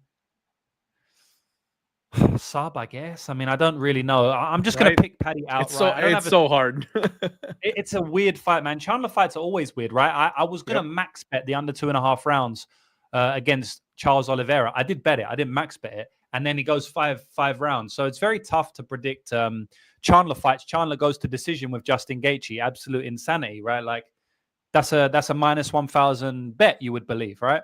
Him to go to decision with Charles Oliveira over 25 minutes. It's plus 1,000. You know what I mean? It's plus 2,000, but it happened, right? Same thing with Justin Gaethje to go 15 minutes. It's plus 400, but it happened. So, I mean, it should have been, right? So, yeah, I don't know, man. I'm picking Paddy Pimblett. That's it. Not much more to say. Okay.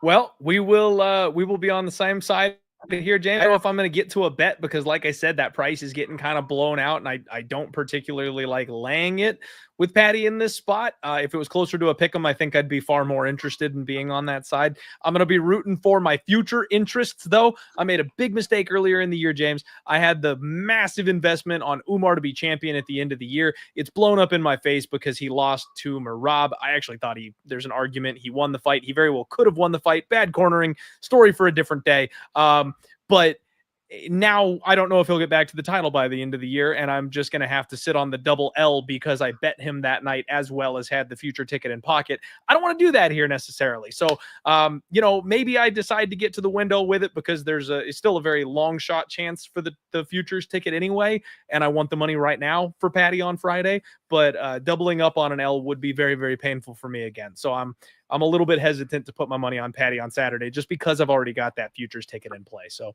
we'll see what we end up doing, but Paddy's definitely the pick. Real quick, guys, before we get to the main event, first off, shout out my guest here on the show, James, sticking with us for over 2 hours to give you some of the best knowledge we can for MMA so you can make some good bets. And shout out Benjamin Rash in the chat, says, two legends. Glad I could catch it live. We were glad you here, Benjamin. Thank you for the donation. Thank you for the tip, my friend. And very, very excited to have you live for the podcast tonight. All right, guys, it is main event time. We've got Alexander Volkanovski coming back, taking on Diego Lopes for the vacant 145-pound title here in the UFC. What a wild turn of events, man. You got Ilia Topuria literally walking away from his title and leaving it dangling out there for a couple of guys to come go ahead and snatch that thing up. What a crazy turn of events this weight class has had. So Alexander Volkanovski, James, he's a guy that I have had a bit of an up and down relationship with. When he first got rolling, I didn't recognize Volk for the greatness that he was capable of until it was too late. A lot of people were on the Volk train, just cashing tickets left and right. I was trying to fade him. I bet Jose Aldo against him. I bet Max Holloway against him twice. Like it took until the third Max Holloway fight that I finally went, you know what? We're done with this shit. I'm not doing that anymore. I'm making money on this guy instead. So I've finally come around. I did get the big bet in against Yair Rodriguez. Like it's felt good. It's felt good for me here. The thing that's happened with Volkanovski lately is he had a chance at greatness. He had a chance to etch his name into the history books of the UFC, right? Going up for champ status, got not one, but two cracks at it. And you can't fault the guy for taking those opportunities, but it may have taken some luster off of him. It may have taken some years off of his fighting career going up and doing that. The first fight, he had a full fight camp for Islam Makhachev. And Islam has not struggled with many people the way he struggled with Alexander Volkanovski, a guy who is much naturally smaller than him. Islam had his hands full. And I thought there was an argument you could go 3-2 for Volkanovski in that fight, because in round 5, Islam was on Volk's back, hanging on for dear life. And Volk was the one doing damage. If you had the judge, the guy that scored 30-27 for Rob Valentine, if he was cage side for the main event that night, you would have had double champ Alexander Volkanovski instead of Islam, because Volk was the one doing damage in round 5. And then they run it back. It's messed up. He just beats Yair Rodriguez, gets his title back, and they're going, okay, we're going to give you a short notice opportunity up here to go take on Islam Makhachev again. And everybody wanted to pile in, James. Everyone was so ready because he looked so good the first time. He was so close to winning it the first time. He's going to do better this time. What people failed to consider is he had a full, intense, high-level training camp for a champ fight the first time. He rolled off the couch for the second one. Like that was 80% Volkanovski rolling into that second fight. So he gets just deaded by Islam Makhachev. Nasty head kick. But that's what happens when you don't prep for these extremely talented, extremely high-level fights. Lesson learned, right? So he puts all the work in. He gets a camp. And Ilia Topuria is just that fucking guy. Like, I don't give any shame for getting knocked out by Ilia Topuria, right? Like, this guy seems to be the second coming of Conor McGregor. Massive for this weight class. Nuclear power, great jiu-jitsu, great wrestler, great hands. Like, you could say everything about Ilia Topuria. He's just got it. He's got it. So Volkanovski losing to that guy, again, no shame. So then you hit the reset button, right? Like, I used to say that if Volkanovski didn't exist, Max Holloway would never have gotten the belt taken from him. Like, Max Holloway would have been champ and reigned for 10 straight years if Volkanovski didn't show up, right? Well, it's kind of the same thing. Volkanovski with Ilya. If Ilya wasn't around, I think Volk's champion of this weight class. That opinion does not change on Saturday, James. I think Diego Lopes is incredible. He's fun. He's exciting. He also is well-rounded. He also can take a mauling. He also can take a beating. His jiu-jitsu is wicked offensive. But at the end of the day, I think Volkanovski is just a hair better everywhere. Technically, game plan, defensively, like all these little things where there's a 1% advantage Volkanovski, I think they add up. You know, Diego Lopes, I know it was a 25-hour crazy short notice fight, but the Dan Ige fight, I felt like was a really bad look for Diego Lopes. Like, he's the one who had a full camp. He's the one who had a full training camp, was prepped and ready to go, you know, got his weight down, peaking at the right time. Dan Ige rolls out of bed and took this guy a hard 15 minutes, had him hurt several times. And that was extremely questionable to me. Again, a last-minute opponent swap, you can't read too far into that. I get that. But Volkanovski is Dan Ige plus. Like, he's a very similar version of him, just way better. I think Volkanovski is going to be able to wrestle here if he wants to. Volkanovski will be able to strike with Diego. As much as I love Diego, and he is exciting, and he does have the ability to knock people out, Volkanovski is not fragile. He's not Pat Sabatini. He's not Sodiq Youssef. Those are the guys that Diego Lopes is nuking with a big punch in round one. And then you think the submission upside. Volkanovski's not getting caught in some crazy sub. You know, Volkanovski's never been submitted his entire career. Volkanovski's only been knocked out 3 times, and that was to Ilia Topuria, the man who doesn't belong in this weight class anymore, the biggest power puncher the weight class may have ever seen. Islam Makhachev up a weight class on short notice. And then you've got to go all the way back to like his 3rd or 4th professional fight where he got caught by a guy. Like, Volkanovski is not a chinny dude. He's very, very tough. He's very, very durable. I think Volkanovski reminds us why he was one of the GOATs on Saturday. I like Volkanovski in this fight, and I think that a short favorite price tag on him is warranted. I understand people buying in on the hype on Diego Lopes, but I think Volk's going to bring his lunch pail. It's going to be a workman-like performance, and probably kind of what he did to Max Holloway. I think it's going to be probably a decision win. Old school Volkanovski and new. James, what are you doing here? Let's go, man. Always support the boy Volk. You know, I like Volk a lot. A couple of the things I disagree with you on. I think that Volkanovski is chinny. You know, I think when you look back, that was one of the reasons I bet on Ilia Topuria, right? It was also one of the reasons I bet on Makhachev via KO in the second fight. You look at the first fight against Makhachev, he's wobbled and dropped to a knee against not a power puncher, Makhachev by his hands. Second Makhachev fight, knocked unconscious. Topuria fight, knocked unconscious. Chad Mendes dropped him. Max Holloway dropped him twice. I think he is chinny. So I think that Lopes has a good chance to knock him out. You know, Lopes can knock out a lot of people. I also think that Volk isn't 1% better than Lopes. I think he's 10, 20, 30, 40% better than Lopes in every area. I think he's a way superior technical fighter in all realms of the fight outside of pure jiu-jitsu. You know, Lopes is extremely tricky jiu-jitsu guy, but this is MMA. So I think that Volk has a lot of advantages. But his disadvantages, you know, may come back to bite him, as they have done in a couple of fights already. You know, someone in the chat, I'm looking now, mentioned that, you know, Volkanovski won the first round against Ilya. And I do feel like Ilya is the type of fighter where, he is just tracking you down. He does take some time to get going. He's not always just he's more of a moments guy than a minutes guy. So it's not like I take massive amount away from him potentially winning the round. But what I do take away is that he was able to stay safe and not get corralled up against the fence for 5 minutes by someone with very, very good footwork, right? I feel like that was always going to happen, so that's why I don't take too much. Oh yeah, you won a round. Okay. He's going to catch you in round 2. He's going to catch you in round 3. He's going to catch you in round 4. He's going to catch you eventually. In my opinion, Ilya is a bad matchup for Volk. But the fact that he didn't catch him for 7 minutes, what is good? That is something that is good. And I don't think Lopes has the footwork or the skill set or the technicality to just trap him against the cage. So I feel like he's going to have to get a knockout in close quarters, which is possible. But Volkanovski is one of the best strikers that we've ever seen at featherweight, which is crazy for a former rugby player. And when he came into the UFC, Jeremy Kennedy days, the guy's like a wrestler, right? But he's actually one of the best strikers that we've seen in the featherweight division. And that is clear by his fights against Max Holloway, where he outstrikes him And Max Holloway is a very good striker himself, right? So, yeah, man, I'm going to side with Volkanovski. It's a tough one, boys. You know, it's not an easy pick to make, but I think the line is a little bit disrespectful at -125. Volkanovski isn't coming back short notice here. He isn't taking on one of the potential best fighters in mixed martial arts history in Ilia Topuria and Islam Makhachev. Ilia Topuria and Islam Makhachev are modern day greats. They are the two fighters. There's no one on that level outside of maybe Merab Dvalishvili, right? There's no one on the level of Islam and Ilia. They are pound for pound number 1 and 2.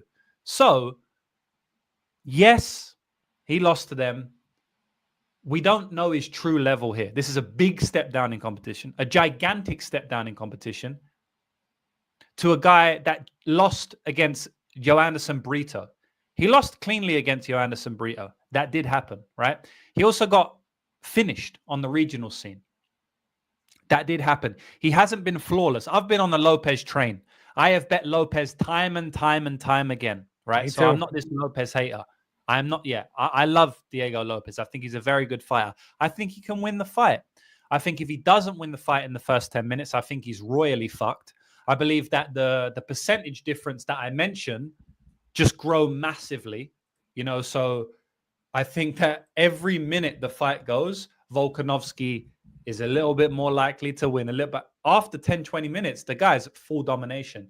I think it could be a epic 4th and 5th round for Volkanovski.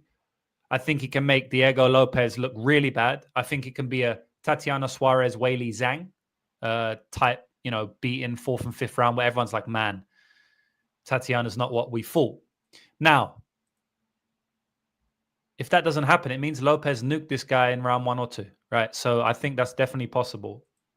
I'm picking Alexander Volkanovski. I'm with you, Clint. It is what it is, man. I'm picking this guy to win after picking against him in his last 2 fights. I'm now picking him to win. So let's fucking go, Alexander Volkanovski. He comes from a land down under. That's what's up. Is not ready for the step up in competition. I love it. I love it. And frankly, man, one of the things that we didn't really touch on was the fact that so much is being made about Lopes' rise in this spot, how quickly he's ascended the rankings. How often does that work out? Like, look at my poor boy, Steve Ercik. Hey, don't get me wrong. Like, Lopes is incredible. He's very, very good. But going from, hey, welcome to the UFC, kid, to now you're fighting the GOAT of this weight class in a year and a half. Like, that's just too fast. Unless you're just that special. And you guys know my policy is that nobody is special, right? You're not special until you prove to me you're special. Well, Volk has proved that he is special to me. Like, we'll see what happens on Saturday. But James, I'm glad you're in the boat with me. Alexander Volkanovski, give the GOAT his title back and then just whip up something good. I need to see him on the grill. I need to see him making something. Chef Volk with the title.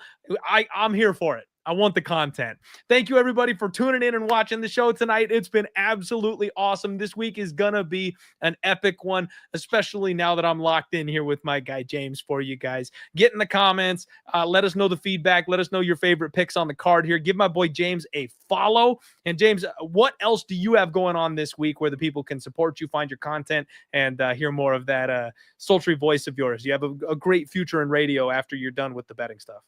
You're trying to say I look ugly, bro? I can't be on the TV. No, I'm complimenting the voice. I'm just fucking with you, bro. You got a face for radio, they say, right? Nah, just joking, brother. No, I do. Thank you for having me on, man. It's been a good show. We went for ages, but I've thoroughly enjoyed it. Definitely got to do this more often. I got to have you on my show as well. We do the Parlay Madness, so you're definitely a bit of the madness, you know. And I know you like the Parlay Madness. You already have your own show, Parlay Madness, because you make Parlay Madness every week with the submission special. So you definitely got to come on, join my man, JB. I saw him in the chat earlier. Shout out to JB. And that's it, really. I guess my show will be coming out most likely tomorrow. So, yeah, go and watch that show. I'll have some more updated thoughts. I will watch more tape as I usually do. Then later on in the week, I have Parlay Madness. So you're on YouTube already, or maybe Twitter. Go and follow me on YouTube, and then you can find me there. We've been doing this a long time, me and you, Clint. You know, I've been putting out content for 6 years now. This is my 6th year, and this is my 10th year betting MMA. So I consistently, like every week. I started in 2015, around the time McGregor knocked out Aldo. That was like my consistent MMA betting when I started. And this is 2025. So it's 10 years later, man. It's been a long fucking grind. Lots of up, lots of downs. But I'm happy that we've been able to make almost a life out of it, you know? So, absolutely. Yeah, man, very, very excited for the next 10. I don't think I'll be doing it for a whole nother 10 years. It's a very stressful game. But yes, it is. Yeah, maybe at least another 3 or 4, man. And I don't think I'll ever truly stop. I think I'll be 65 years old.